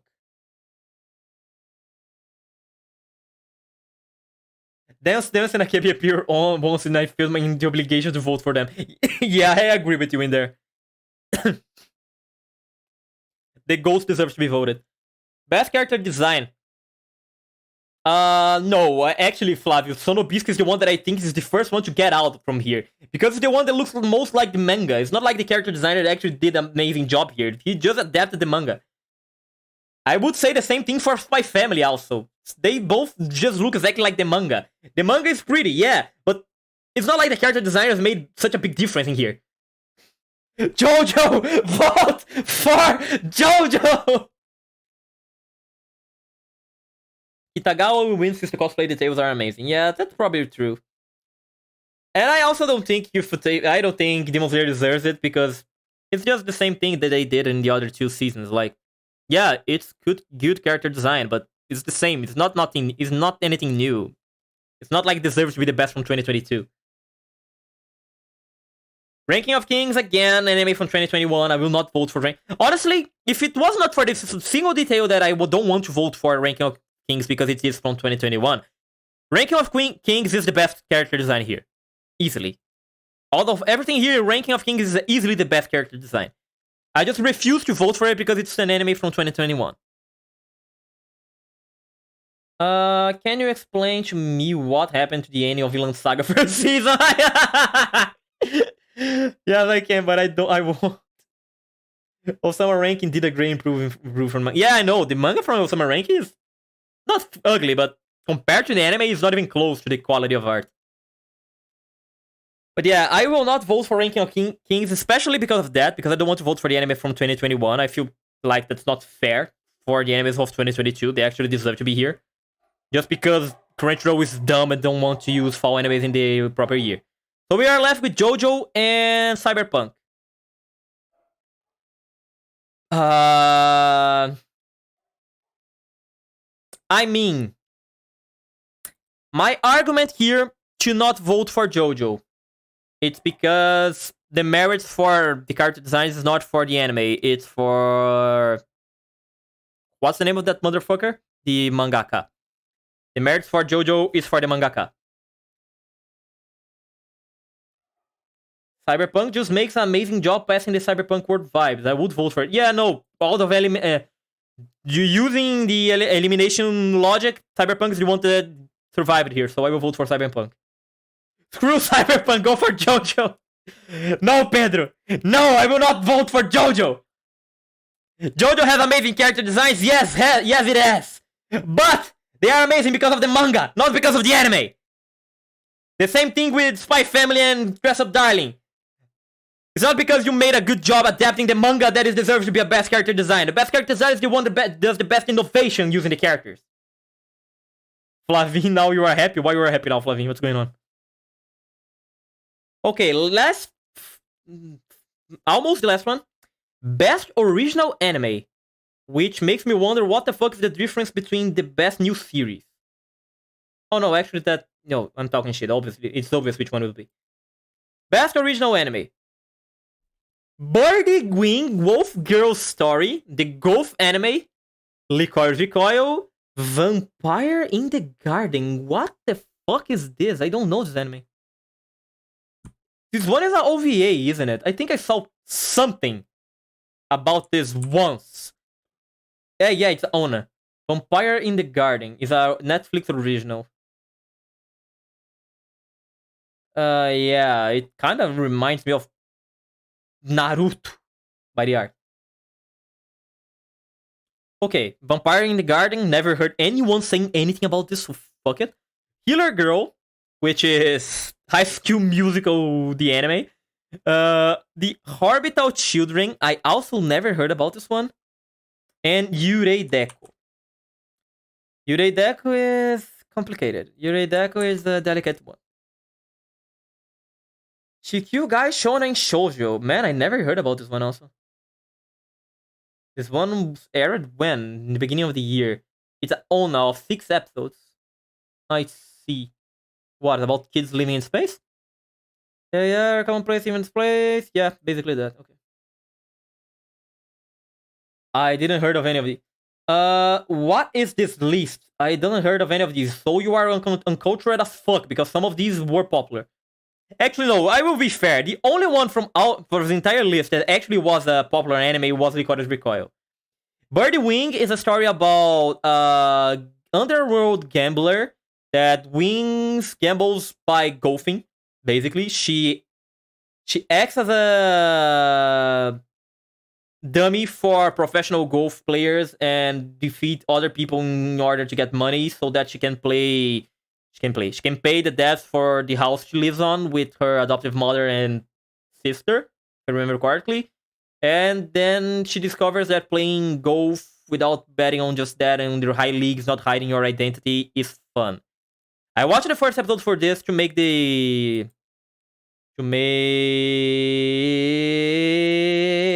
which one was it? This video right here, and it actually was interesting. Even though it was a golf anime, it was actually interesting. Healer Girl is basically just a plot of girls that can sing to heal people. Like, healing, like they call it in the anime, is a medicine that exists in the world. Like, they have normal medicine and they have healer girls. So yeah, basically opera girls healing people. It's nice, it's okay. Like, I enjoyed it. It's a lot of singing. There's a lot of singing, like a shit ton lot of singing. But it's okay, it's nice. They're about children. I have no fucking clue. I never saw anyone talking about this thing. What's the score for this thing? The score is not good. And this one also did not have a good score. Yurei Deko. Yurei Deko is an anime about... It's a mix of 1984 with... Eizouken. It's a mix of 1984 with Eizouken. Let's call it that. Because the society is a society that is ruled by the governors, making people think that everything is happy, fun, and joy, when it actually, they just hide the bad part of society from the eyes of the viewers using holograms, because everyone has holograms installed in their eyes. But it's taken in a really lighthearted way instead of being serious like you 1984 was. So it's taken in a really soft-hearted way, with an art style that really reminds you of Eizouken. Oh, better than Eizouken? No. Calm down. Now you are exaggerating. This is in no ways better than Eizouken. Calm down. The art style reminds Eizouken. That's what I meant to say. I personally enjoyed this anime. I kind of liked it because of the thematic and how it was aborting it. But everyone else hated it. Like, a lot. Like a real lot. The main score for this anime is 5 point something. It's rated as one of the worst. Statistically speaking, by my numbers, it's one of the worst animes of last year. Like, the top 10 worst. And that's a lot. I don't know why, because I liked it. So I don't know what people hated so much about this anime, but they did. So we'll have that. I don't know why, but yeah, people hated it. But anyway, even given all of that, the choice here is easily Licorice. Licorice is easily the best original anime here. Given that, which animes could be here instead of most of the ones that were? Let's see, which ones were originals from this year? Pochi had a manga. The one reason why Paripikome was not here, I imagine, is because Paripikome has a manga also. Even though the manga is complete garbage compared to the anime, there is a manga for Paripikome. You are not original, you are not... Sabikui Bisco has a manga, but I believe Sabikui Bisco manga came out after the anime, if I remember correctly. So Sabikui Bisco could be in there also. What else is original? If I remember correctly, this Shinobi no Itoki is the original one, but it was mid as fuck, so yeah, it didn't deserve to be there either way. Akiba Maid Sensou is the original one. It deserved to be in there if it was not for the fall season. Do It Yourself also deserved to be in there as original. Actually, I don't know if Do It Yourself has a manga. I don't think it does, but whatever. I believe the Aimon is the original too. I'm not sure. I will not put my hand on the fire for this one. Buchigire is also an original one for what I know, but I also don't know why people hate it so much. Look, like why people hate you so much, man? I like it, you. What the fuck? I enjoy this anime. Why people hate it so much? I don't know. I feel so weird because of that. Am I the wrong one? Am I the one in the wrong here? Well, Licorice for the best original one is easy, and even considering any other original anime of the year, Licorice would probably be the best one. It's not hard to choose it. And now, the big boy, anime of the year.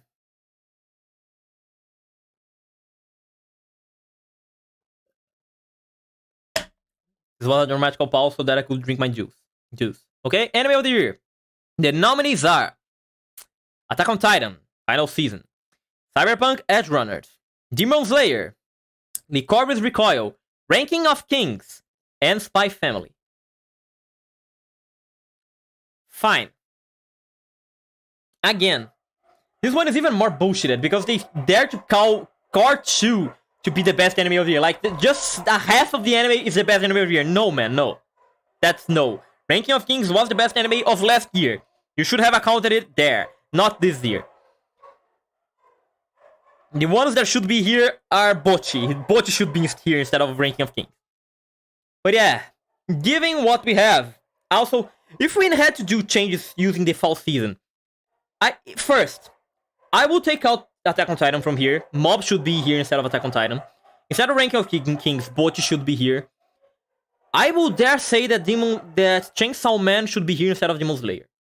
Even if I don't like Chainsaw Man, I think Chainsaw Man might be deserved to be here more than Demon Slayer.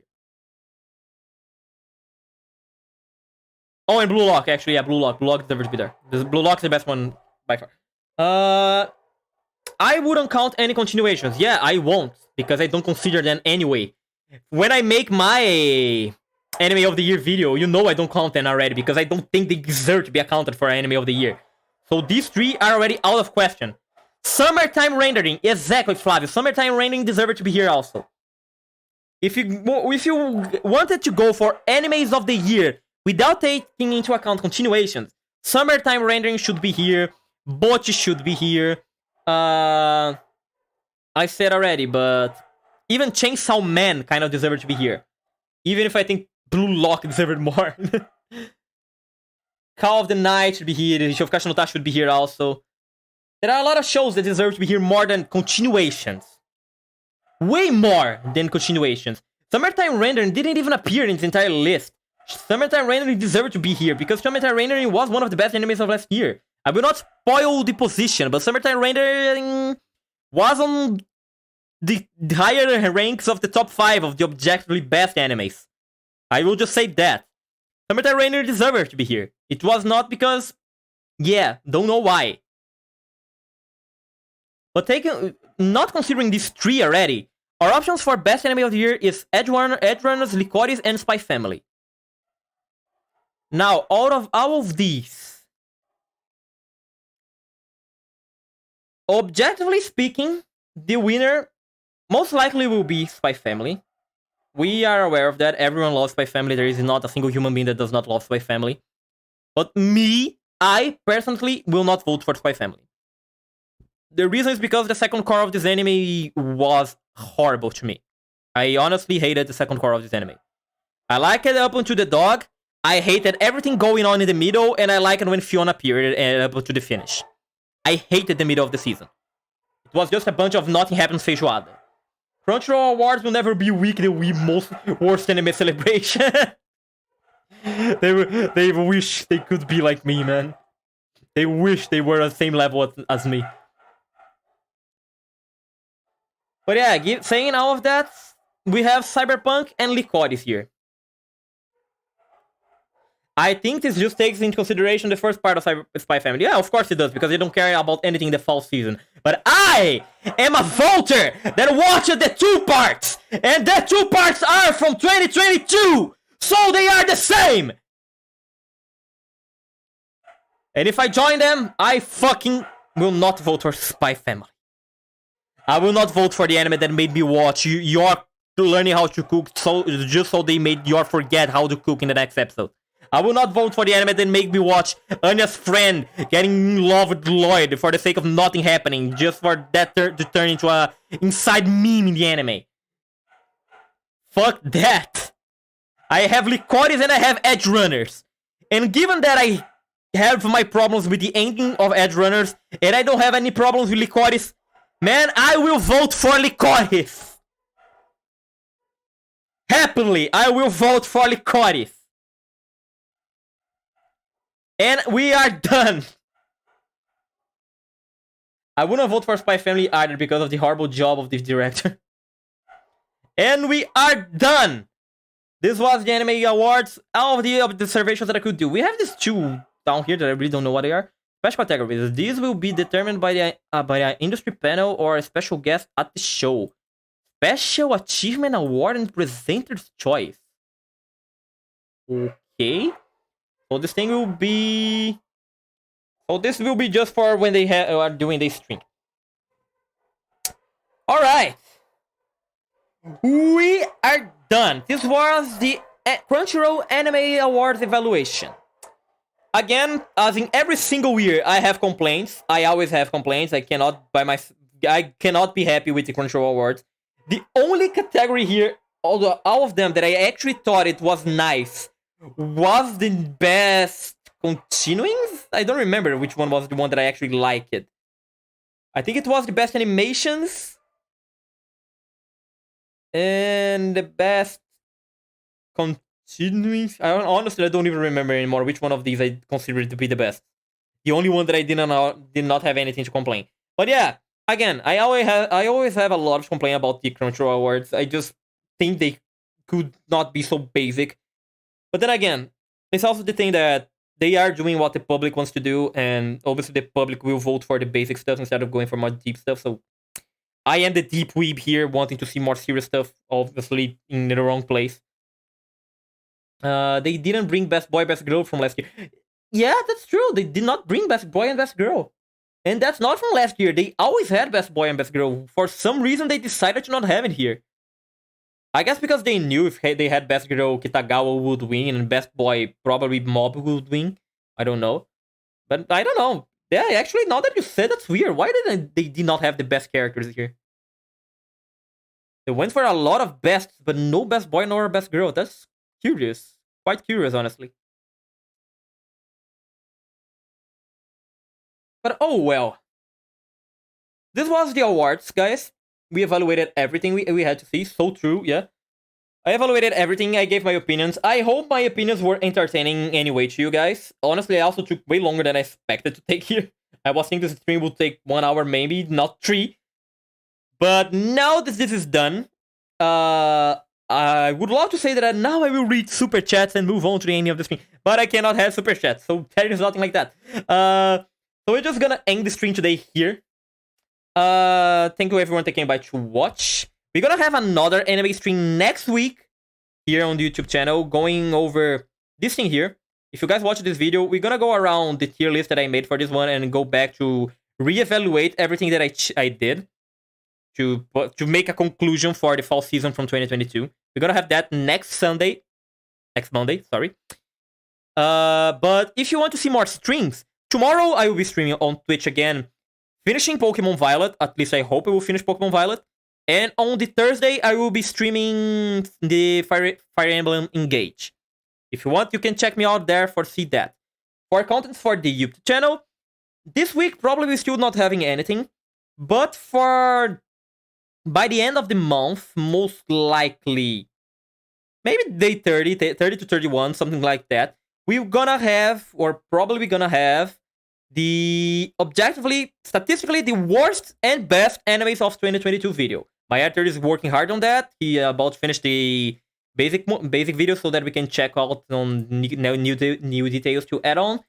So yeah, you can expect that in the next 2 weeks maybe. I am also sorry for anyone that's watching this and like them, but the video for the season in 5 minutes will be a little bit delayed. It will probably just come out in the beginning of next month. I had to make some videos this month that are not related to YouTube channel, and they consumed a lot of my time. I am just now starting to write the script for this thing. So I'm sorry, but it will take a while for that one to be done.